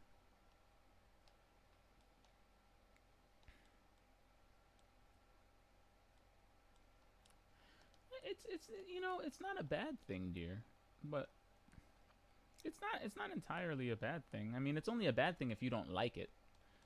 Now, you know, if you do want to make a dozen more considerations and look at things a little bit like the way I do, you can. It's not like it makes the game any less fun to do so. Actually makes it more fun, to be honest. Yeah. Well, yeah, because then your drops aren't just random guff that you either stuff into your vault or dismantle into nothingness. You're actually, you know, looking at the benefits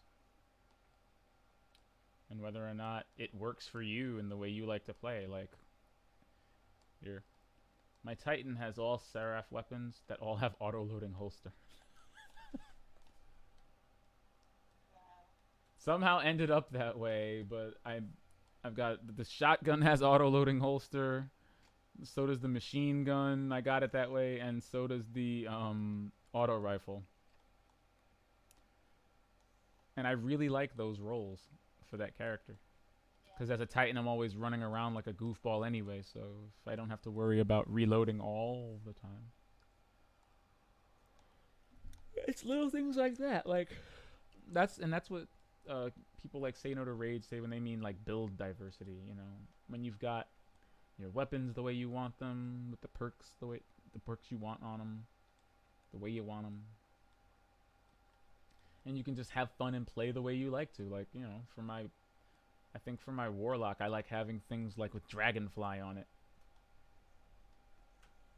Ouch. Because I like making things explode.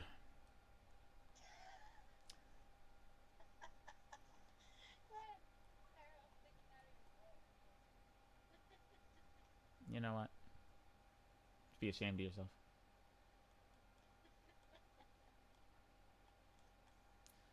But are you hearing me? Are you hearing me, crap? Yes, yes, I do hear you. I guess what I was trying to say is I don't consider myself a casual because I don't think of myself as cannon fodder. Well, I mean, that's just mean. You can be a casual and not be cannon fodder. Because that's what that Reddit thread was like, and y'all said.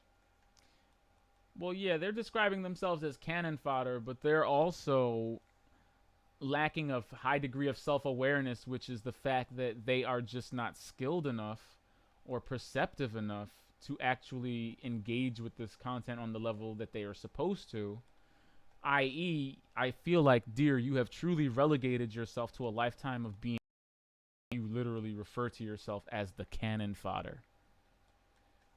You're pretty much just admitting that you will never be on the level, or that you are simply incapable of being on the level of people that simply engage with the game on a different on a different level than you do. Again, it's not even like it's impossible. It's just perception and what you take into consideration when you play the honking game. Like, like I said, that Joker video was amazing. It was fire. It was that tea. That tea was fire. That tea was quite fire. That tea was quite fire because he honestly, wow, good lord, he honestly broke that down in a very succinct, for a 20-minute video, very succinct and very inarguable way, based in fact. That like we just said, hey, it's not even so much using as many bows or playing as long, because you can play for a very long time and still never play. I mean, there's people that have played the game this long and have never played a raid. There's people that have played this long and have never done the heroic menagerie, or have never masterworked a weapon or a piece of armor. So it's like, different strokes, but there's just different people seeing different things in the same content. Like Joker said, anybody can jump into a game and just shoot crap randomly with their friends. But then when you're actually like competing or like playing in a competitive space, it's like these same people are, well, they're running around corners, they're looking around, they're automatically doing certain things, certain learned behaviors that are just endemic to playing in a competitive environment. You have a lot more things to consider and look at and pay attention to. Yeah. And that's all really they're doing. It's like when we're trying to do a heroic public event, and the blueberries are like, kill the thing as fast as possible, and we're just like, ugh. Yeah. And I was like that. All they see is a giant target. We're like, but what about that heroic? What about the loot considerations? What about the you noobs? Yeah. Please stop moving out. Yeah. Like, did you just just put a sign on them that says I'm blue, babadi.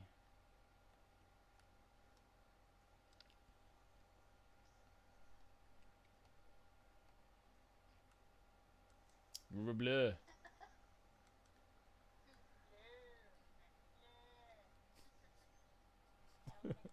everything as fast as possible. River blue.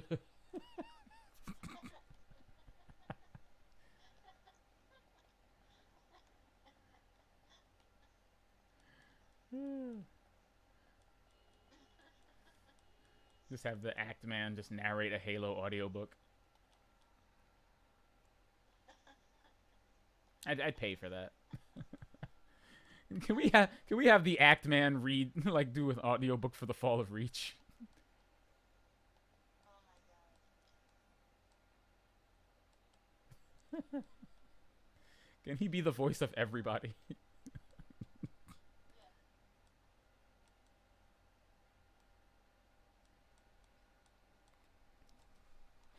No, that's why, yeah, that is why we have these these these these momentary armor and weapon workshops, as I try to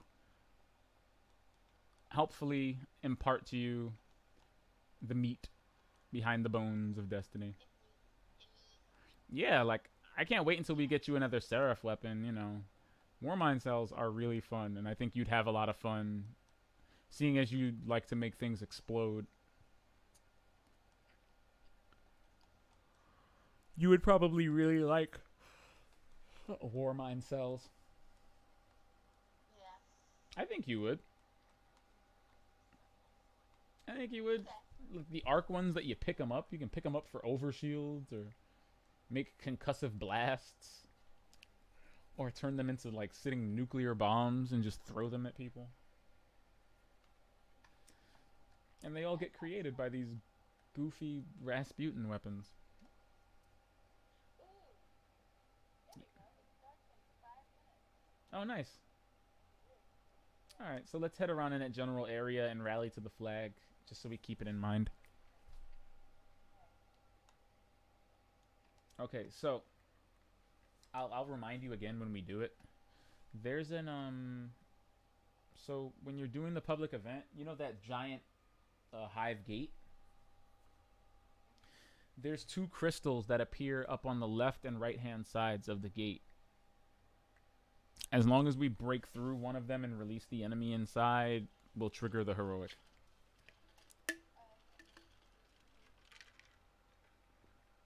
And then obviously don't do until Well, yeah, I mean, we should be able to do it in tandem. Like it should be able it should be almost instantaneous. Like we should be able to destroy the crystal before anyone gets a chance to do that. So yeah. I'll be right back. My shoulders are going on near the flag if you need me. Shoulder man.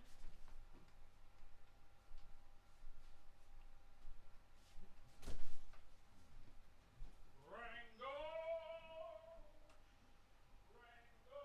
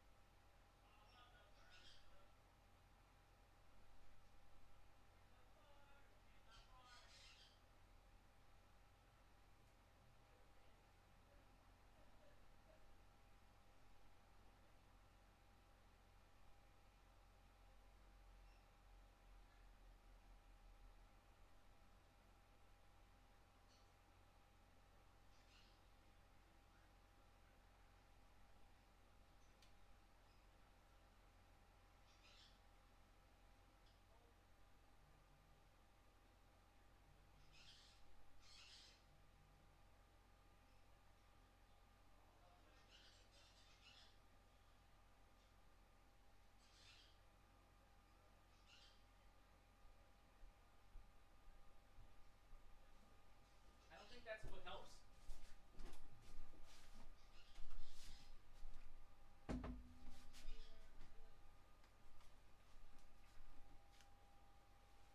Oh wow, that's awesome.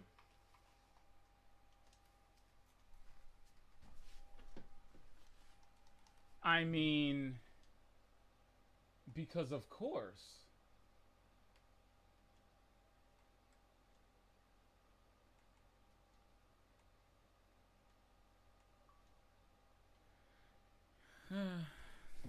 I love video games. Error code Weasel?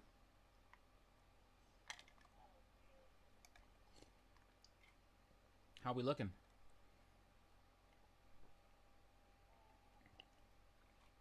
Has it started yet? Oh, great. Well, don't forget the two crystals. I may not get there in time. Just look at the upper left and upper right of the doorway. Upper. It's above the door. Two giant white crystals. After one of the wizards gets destroyed, like one of the miniature, one of the smaller ones from the plates, you should be able to destroy one of them. Yeah? Trigger it?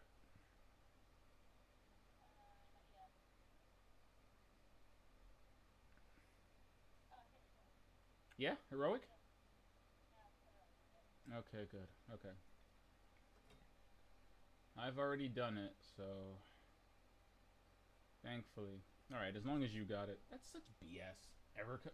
Why, Weasel?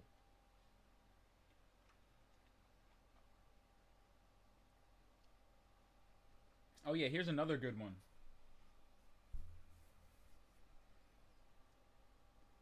So Grandmaster Nightfalls don't have the ability to reach. You can't rejoin your party.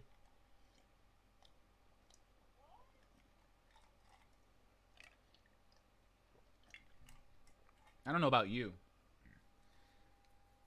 but I know I want a potential situation where I could be 2/3 of the way through the Nightfall on Grandmaster, and then I get booted because of error code Beetle,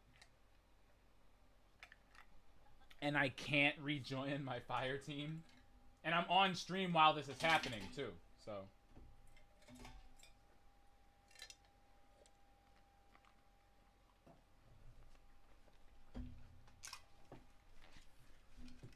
you know, just unable to rejoin the party.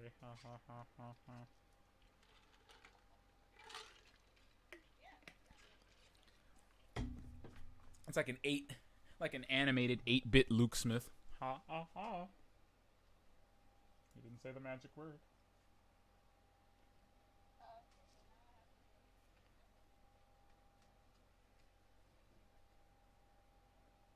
You telling me I missed the whole public event? Like the whole thing? Like the whole entire thing?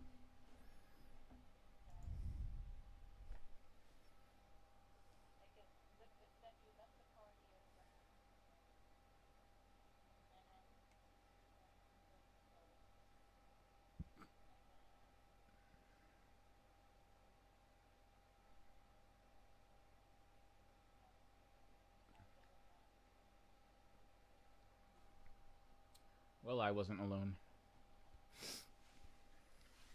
I brought the good feathers.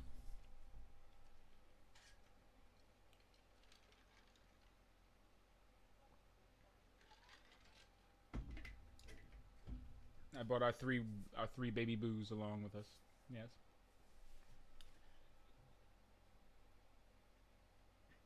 Okay, so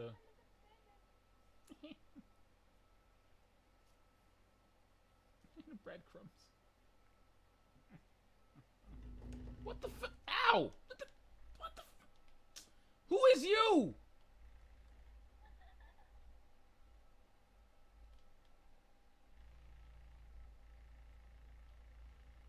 So I take it we're going back to the drifter. Feeble. Ah. Some of us just aren't bird lovers, it seems. Did the loot just randomly disappear? Did the loot just disappear? Where'd the loot go? What the frick?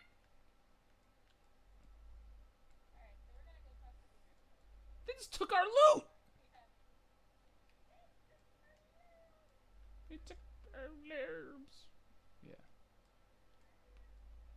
All right. Before any other bird haters come up, yes, I appreciate that.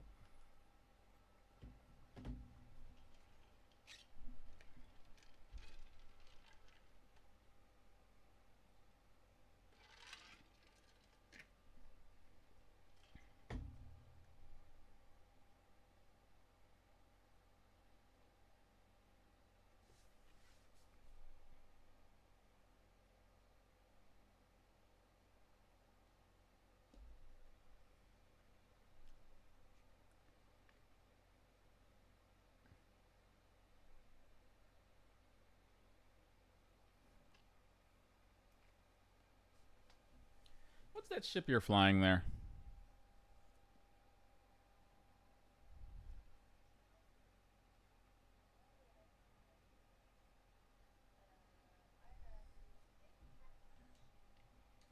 Ah.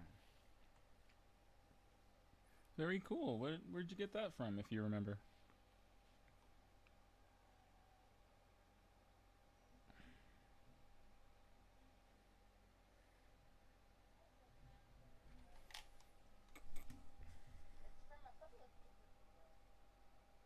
Hmm.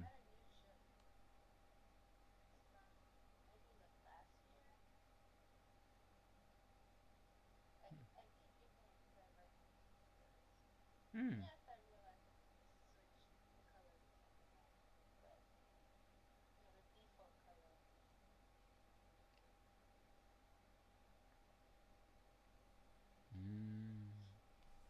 Did you see what I was flying around? Oh, sorry. What were you saying?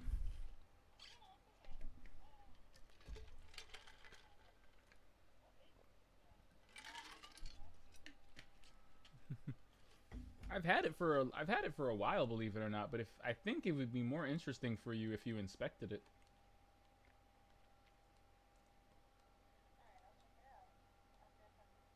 Of course. Good old friend. Good friend, the drifter.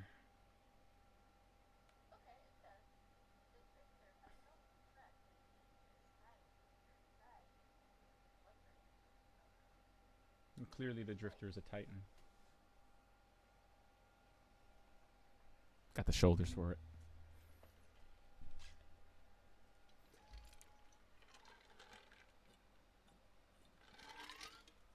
Don't you poop on my dreams. Don't you poop. Don't do it. I see you. Stop. Sprit. Stop. Sprit. Stop it.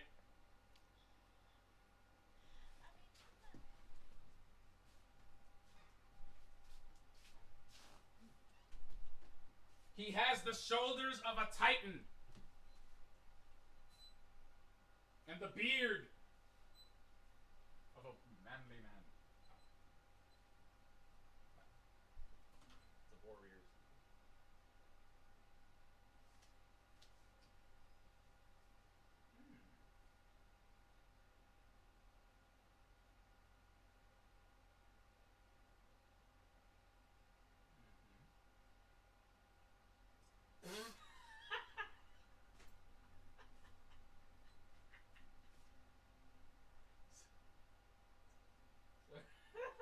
Sorry. You, you said it like me. Oh gosh. You just.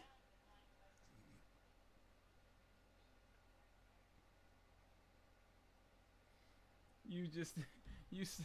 You said it like McCree. I don't know if McCree has just ruined that phrase forever, or just you said it. You just said it. You're. Just, it's high noon. For reference, this is it's a reference to McCree. He's the cowboy in Overwatch. That's it's what McCree says right before he does his special. It's high noon. It's usually your cue to run and hope that he doesn't have you in his sights. It's like people ask McCree what time it is. He looks at his watch. Every time is high noon.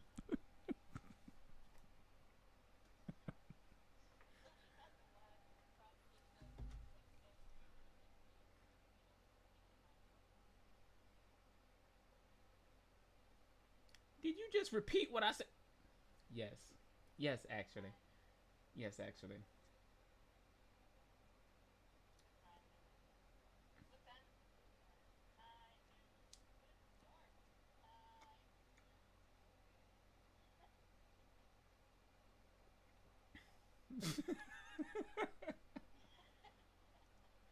The sad part is, dear, you're not wrong.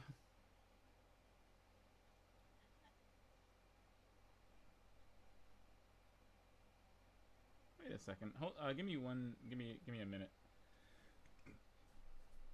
Oh gosh, that's just delightful.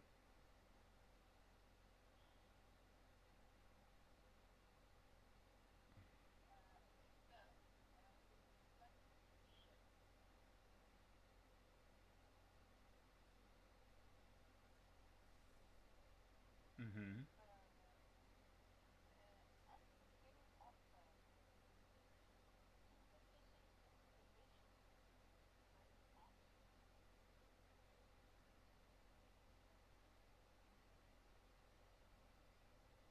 Yar.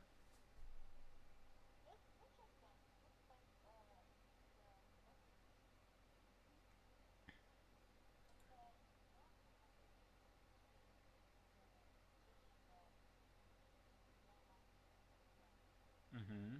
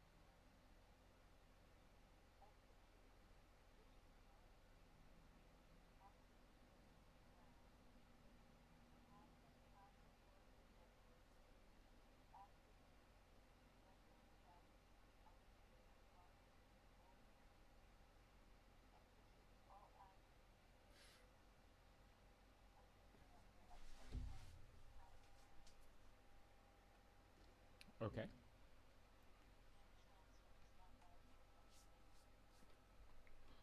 from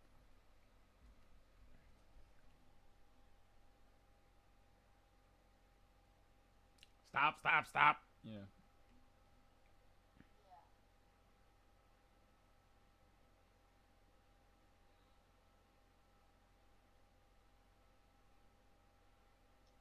So this looks like let me go back. This sounds like Subroutine.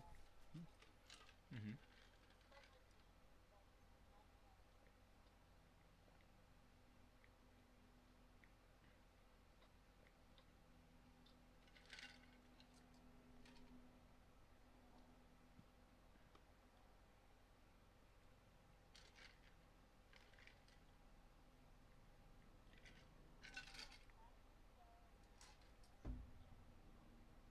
If Voluspa is all active and valid. prime.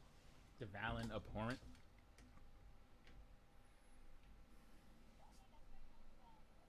I mean, if it goes down, okay, so you are doing like all these untapped ones, which are assigned to DLive, right? Mm-hmm. Maybe activate stuff for DLive, Cancel the counterforce objectives. Mm-hmm. activate Nago Star, Nago far step. process execute all actions performed using AI maps without assigning final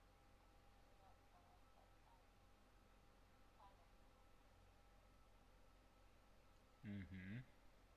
So basically, execute all actions using I and all commands.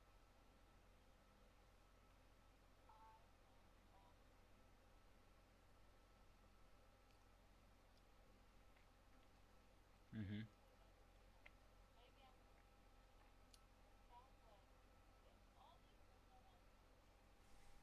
the authority. First of all, you said from Warwatch to Astronomers, right? Mm-hmm. So that means that it has the authority at this point to start making decisions on things because it's that bad, right? Mm-hmm. And astrologically, execute all actions performed Now, using well, call me crazy. I'm assuming that that little bracket zero with a line through it bracket. I'm pretty sure that's a symbol that represents the traveler.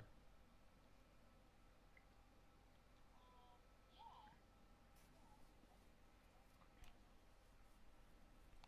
and this like Like it's compiling. inactive execute. Mm-hmm. I think that Yeah, in yeah in context that's a reference to the traveler. yeah, So so what do we have? We have compiling latest traveler intelligence, I guess. Insufficient justification to pursue present action. So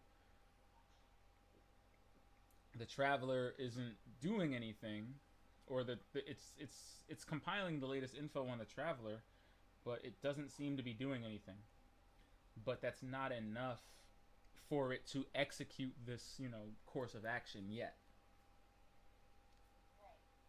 right? So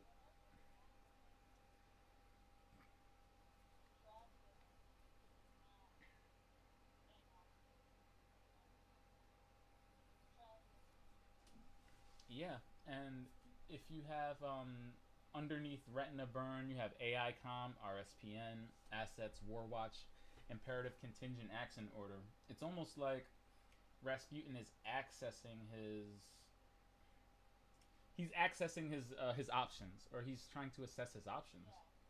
Yeah, It's saying AI RSPN. That's got to be like the username, assets slash Warwatch. Like it almost it's like he's going through his folders. He's in the assets. Warwatch Imperative Contingent Action Order folder.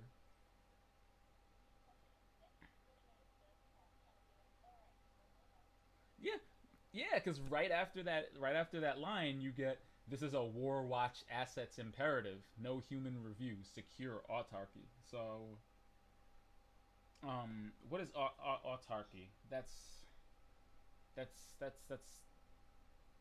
is that like a that's absolute that's still power under one body, right? Like, hello Google. Yep, I am I am googling autarky right now. So, yes, that is actually a Greek spelling of autocracy.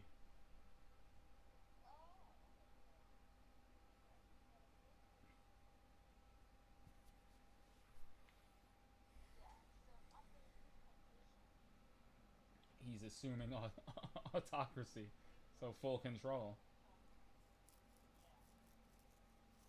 So in the event, so this particular subroutine or this particular command under no human review assumes or gives Rasputin complete power to execute, and then criteria that is that's pretty much self-explanatory. And now you've got under Karhe White, right? Now if we keep going back towards all of these strange Greek and Roman references that Rasputin seems to have for all of his little programs and subroutines and failsafes. The the Battle of Carhae was between Romans and the Parthians, but it was a battle where the Romans were severely disadvantaged. So Carhae Carhae could be a reference to when we are when we are severely disadvantaged.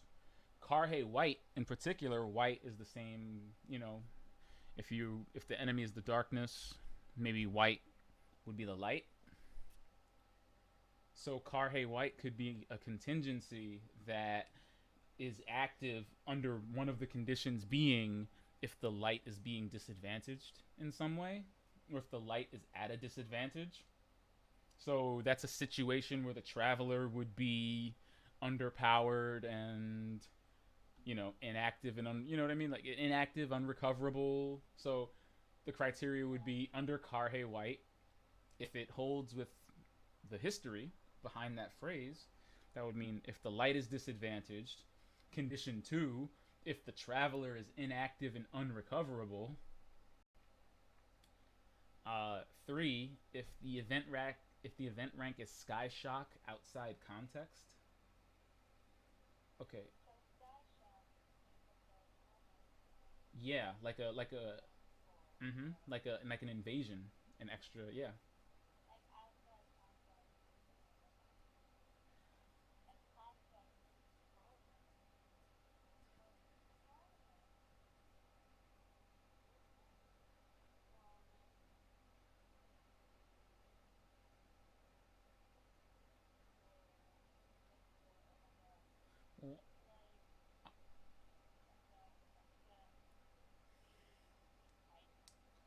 Yes,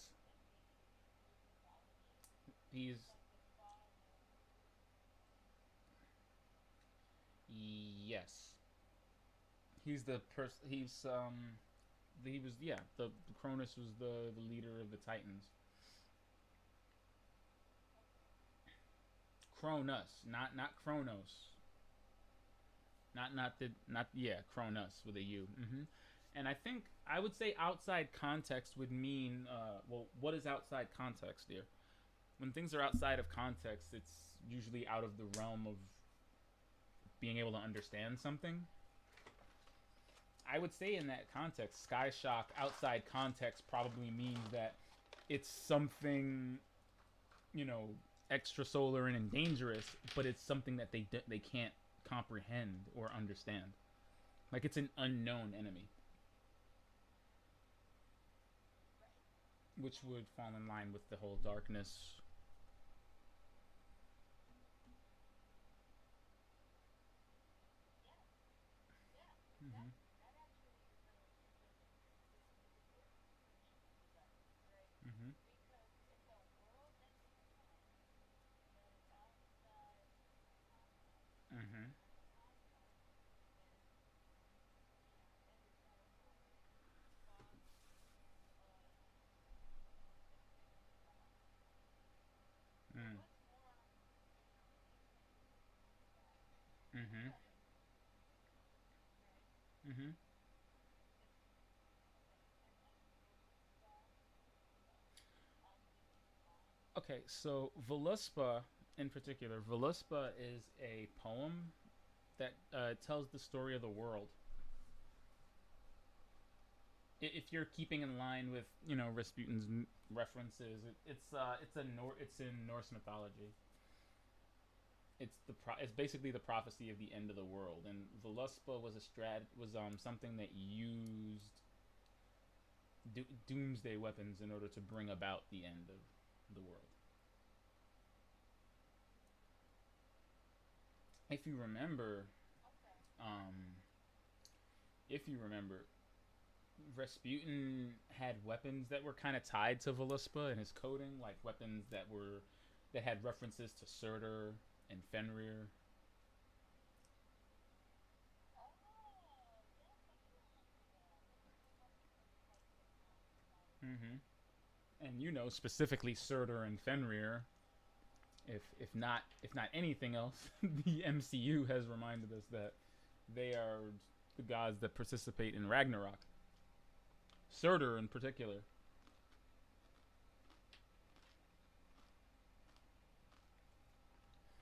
Surtur is a Jotun. He uses fire. He was prophesied to drown the world in flames. And And then, all right, all right. So basically, it's all one one. mm-hmm. It's active and primed, right? Mm-hmm.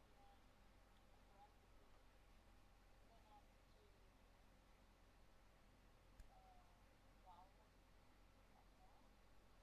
Mm-hmm. Is the Valin the dwarf? The Valen? Yeah.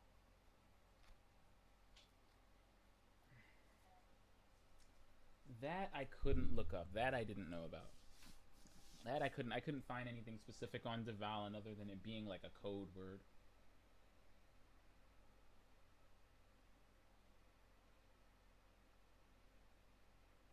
But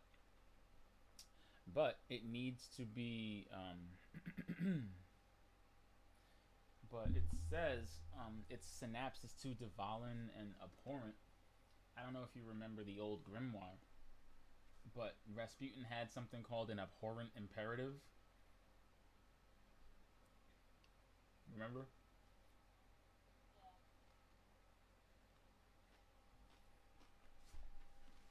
It it could be a condition for him to activate Voluspa. Because it says if Voluspa is active and primed, that's one of the conditions, but it has a synapse to Devalin abhorrent.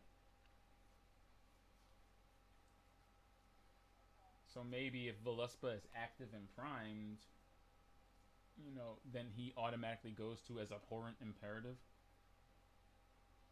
Yeah. Okay. You're absolutely correct. And you remember Yuga Sundown? Huh? Yeah.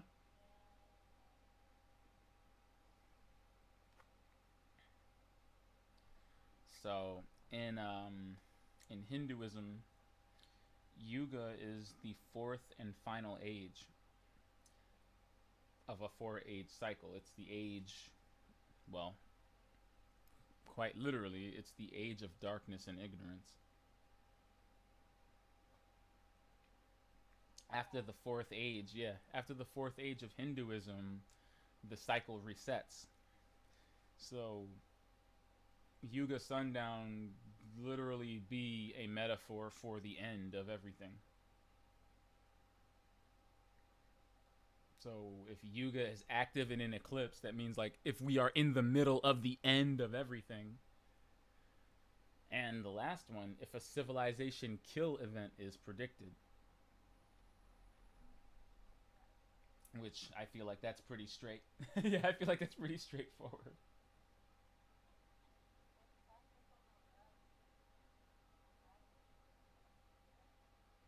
Mm-hmm.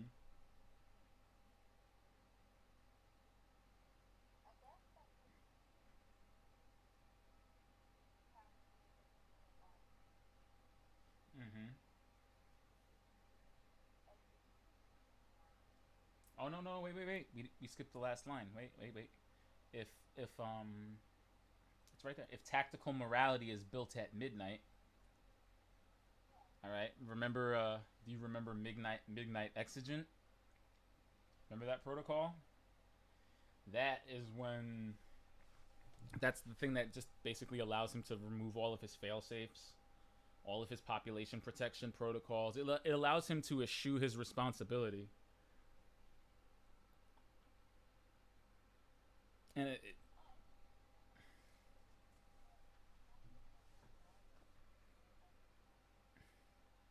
mm-hmm.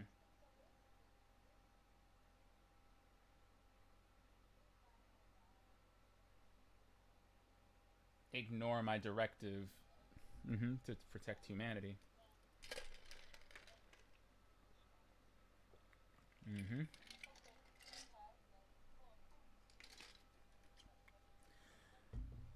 Yeah, he's got his morality built on a pretty dense and complex layer of situational and conditional variables. Like he doesn't just jump to any conclusion. Like it has to be this has to be happening during this, and if I am in this position, then I should do this as a result of yeah. It's layered,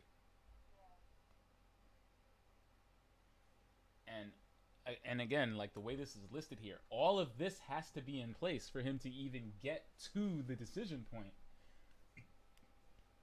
All of that criteria has to be met. Now, before, I think in Destiny 1, the decision point was the way and the way it was listed, which leads to my favorite theory, but that this is the decision point used to be contingent on the traveler leaving. Like if if Rasputin detected that the traveler was departing, he was going to execute all these subroutines. But this ship kind of changes that a little bit. But now, mm-hmm,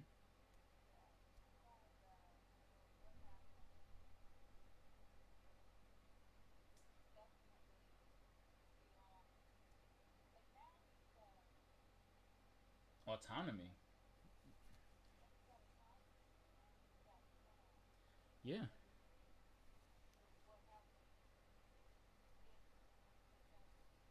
which means it's not reactionary anymore. It means that it's a decision that Rasputin can make on his own. It's not contingent on what the traveler does. It's contingent on several events correlating in such a way that he can make the decision himself.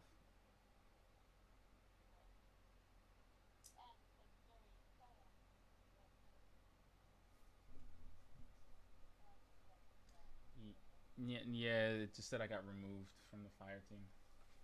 That's fine. That's the traveler trying to get us because we're cracking this code. We're opening up our third eyes and analyzing Rasputin.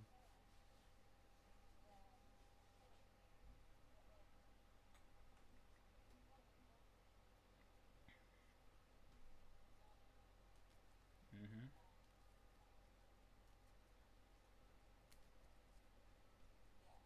Mm-hmm. Uh, do you wanna do you wanna quickly go down the decision points? Cause I think you'll find that part very the most interesting.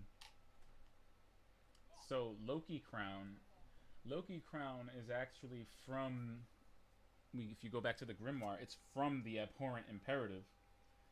If you remember, Loki Crown is that subroutine that causes Rasputin to attack the Traveler in an attempt to, force a pseudo altruistic response. That's what Loki Crown is in the abhorrent imperative. So from the decision point, we have activate Loki Crown, which is to attack the Traveler, cancel counterforce objectives, which is back up there, which is basically, you know, discard your objectives to protect humanity. Alright? Activate Naglfar step.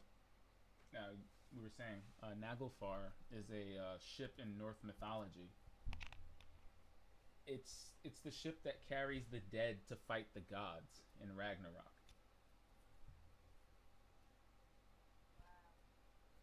Mm-hmm. Yeah.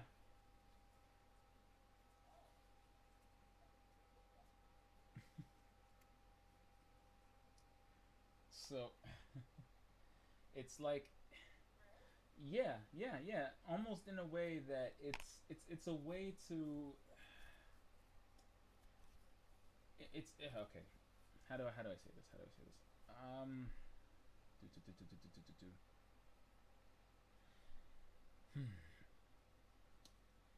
In a way, it's almost like he has the notion to, if Nafilgar is the ship that carries the dead to fight the gods in Ragnarok, then it's almost a way. It's almost like Rasputin has a mind to preserve, quote unquote, preserve humanity in such a way that it can be brought back later. Almost like he has a notion that that is something that's possible.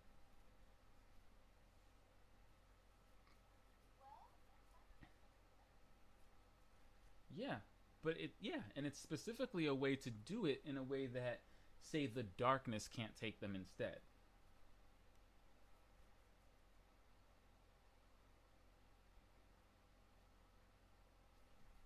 Mm-hmm. All right, and activate Kalki Golem. Now, that is the part that's interesting to me because, like, you almost spoiled it, but it's. I think that has to do with the Exos because Kalki and we're going back to Hinduism a little bit. That is the tenth god or the 10th avatar of Vishnu, and that's what ends Yuga, the Age of Darkness, the fourth cycle. So, if it's ending the Age of Darkness and it's a golem, we already know what a golem is. It's like an entity that's created from like dirt or dust, or but it has like a humanoid shape, right? So if it's a Kalki golem, this would again assume that Rasputin has either a contingency plan or a kind of soldier or warrior that he intends to resurrect or create as an attempt to prevent another collapse.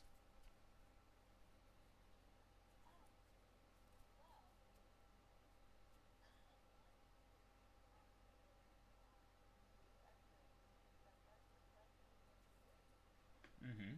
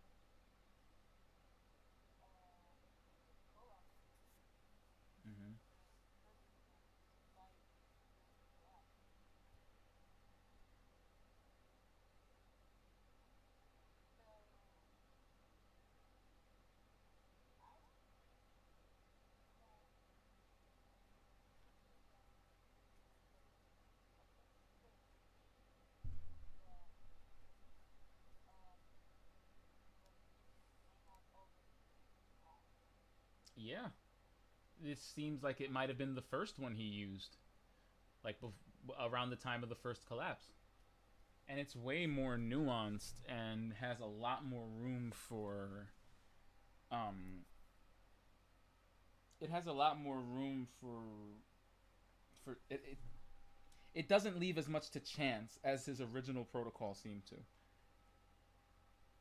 Like it seems to have a backup plan for its backup plans. Like even if he can't shoot the traveler into helping us, he even has his own ideas for preparing for what happens after the collapse.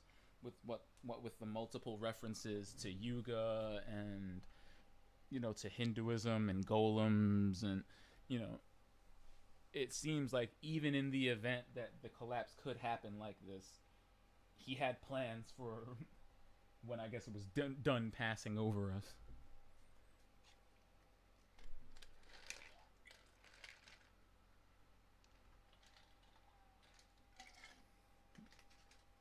And then yeah, after that it's the last line is kind of weird, but it's at the point of execution, so I can only assume that this is everything he's executing or attempting to. The only thing that I could really pull out of the last line was Khaled Bolg, which is yeah, which is fun because I've played Final Fantasy and I remember that's the name of a sword in Final Fantasy. But Khaled Bolg is basically it's a Gaelic word that means great sword.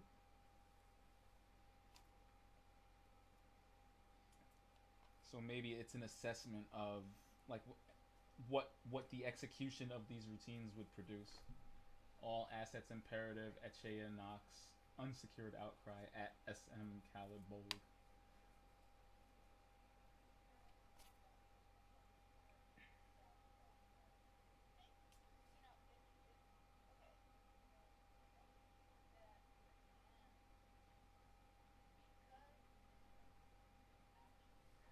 Mm-hmm.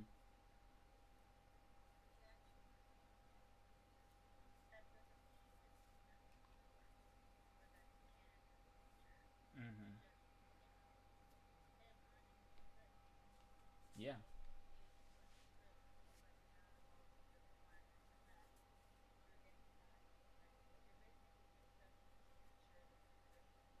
Yeah. Mm-hmm. It's like he's testing out his own. Yeah. Yeah. Basically, he's pretty much he's QAing his own plans. Because he doesn't he and I like how again I like how autonomous it is. He's not reacting so much as he has the plan in place, which falls in line perfectly with what we learned last week, or the yeah, which falls in line perfectly with what we learned last week, which was that he watched the collapse, like he was there, he watched it happen, he watched everything fall apart, and he just doesn't want it to happen again.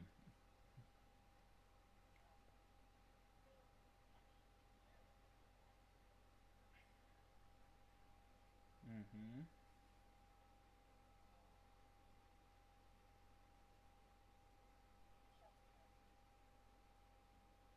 Yep, part of that plan was indeed shooting the traveler to force a quote unquote pseudo altruistic response.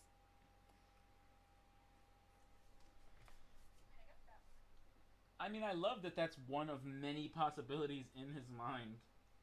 I love that that was one of many possibilities. Instead of just putting all of his faith in the traveler, he. I mean, like we did, right?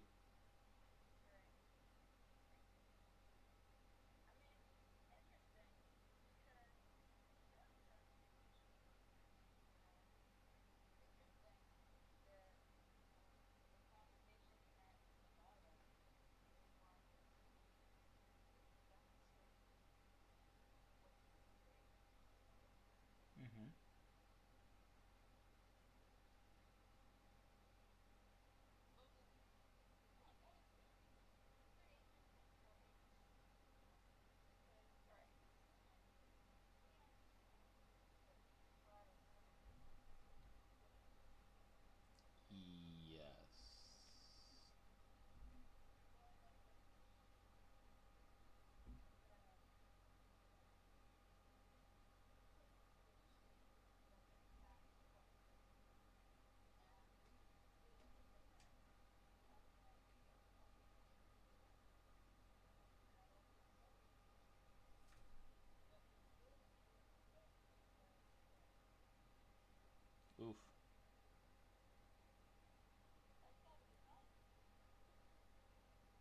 does explain a lot about Rasputin then, and why he had the attitude he had. You know, like, were he so self-aware? You know what I mean? Like, were he so self-aware that he would take utter failure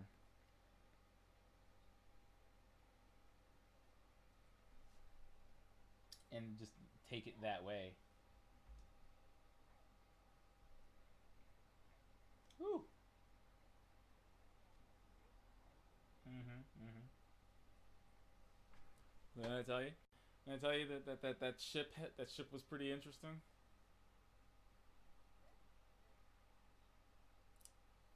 You know, I forgot when I got it too. I think I got it probably. I don't even remember. Probably sometime last year. Because I think it was during the annual pass days, like right after Forsaken. I think that's when I got this ship. But I loved how relevant it is now. Now that we're actually, in the throes of Rasputin things once more. Just how much more interesting the ship has become, and how relevant it is to what's going on now.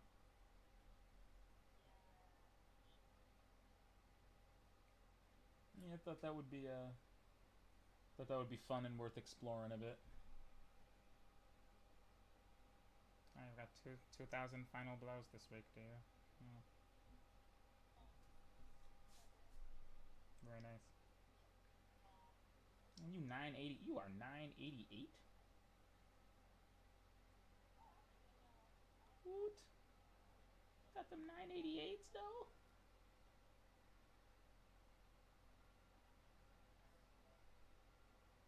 Oh really? You gonna guardian explain your light levels to me now? Actually.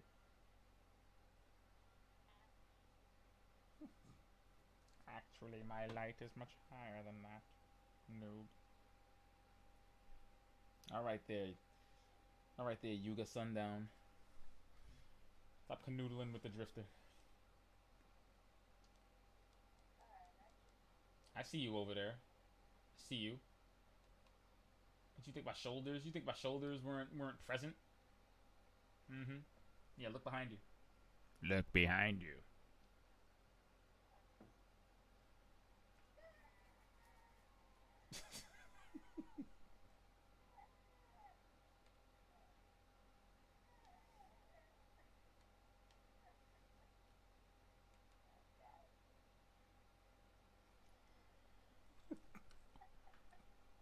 Every time she looks behind her, he's just there.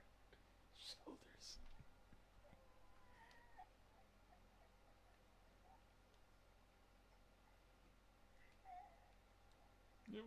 You're going air.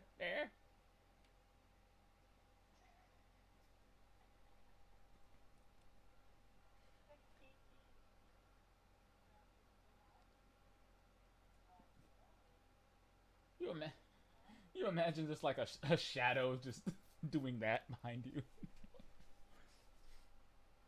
See the shadow of a shoulder just moving. But yes. I'm glad that we could close out. I think with that awesome bit of Ross Putin lore. That's how we roll.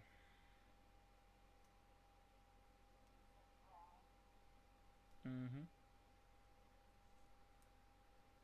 Did you enjoy today? You got your lore on.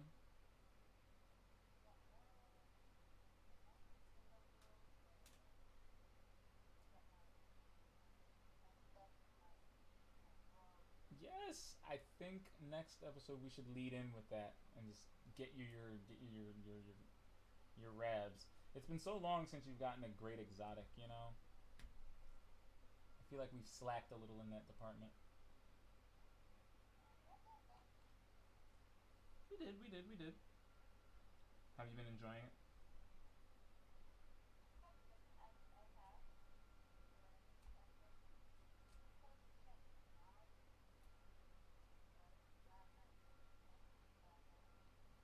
Really? I mean, you can put overload on an SMG, or I mean, there are secondary auto rifles like the Gnawing Hunger, Uriel's Gift.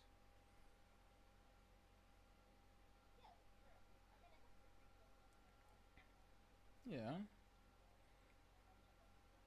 Well, that's what I'm talking about. Uriel's Gift is a legendary. So is Gnawing Hunger. So is yeah. I'm literally describing to you auto rifle secondaries that you can use for overload rounds and whatnot. See, see that is the well, yeah. But then if you're using that, you can't use the bad you. You know what? Fine, fine, fine. Let's give you reasons to not do things. Okay, okay, fine, fine, fine. Oh boy. So on the next episode, equipping your favorite exotics while out in the field, and you. That would be the theme of. That would be the theme of this upcoming episode. I would love to get you the Gnawing Hunger. I think I got that from. I think I got that from Gambit. It is an awesome secondary auto rifle. It's got Void on it. Fires really fast. Very nice. Very nice gun. Very nice gun. But all that and more when we shoulder out on the next episode. Thank you for watching. Hope you enjoyed that last minute lore dump.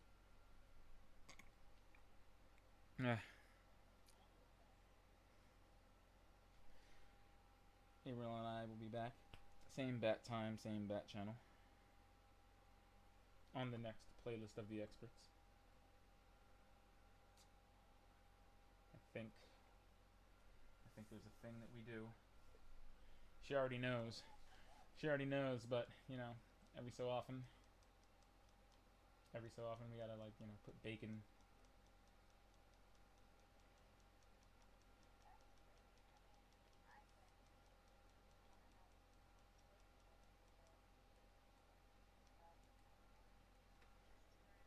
Mm-hmm. Mm-hmm. Mm-hmm. Mm-hmm. Oh, the Instagrams twice. Yes, indeed. Also the YouTubes.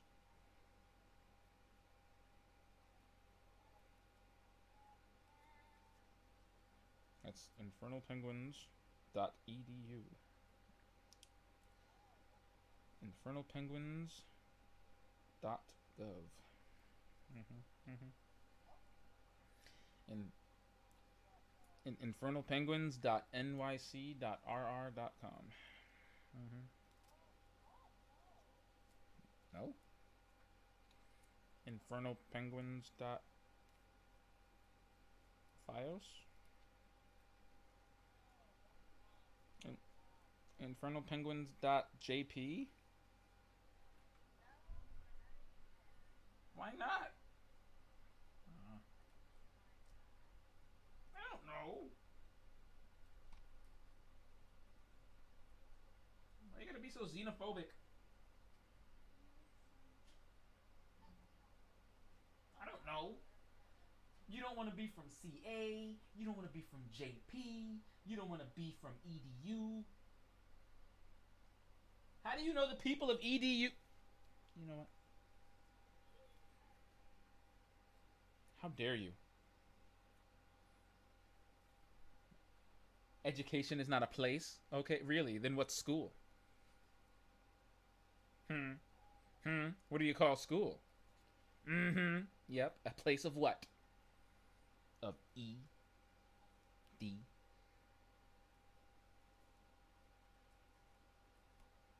Can't spell it without you, dear.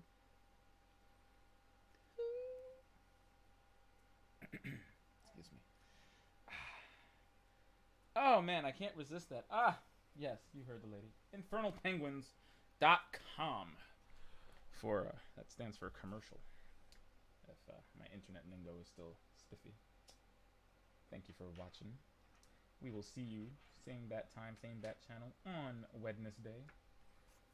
Well, hopefully there will be even more news and something post reset to finagle with.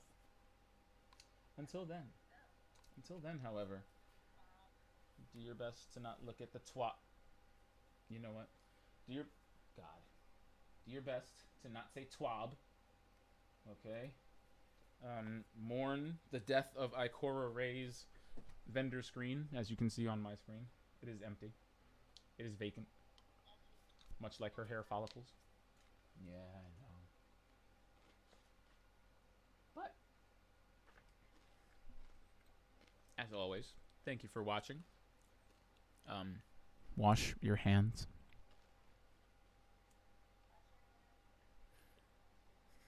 And good night, everybody.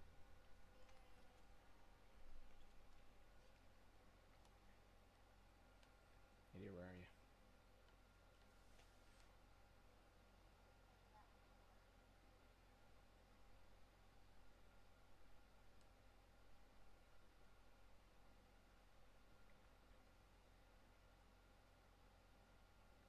This just looks cool. I keep trying to find a good use for this in Crucible, and I keep getting shot every time I try to use it.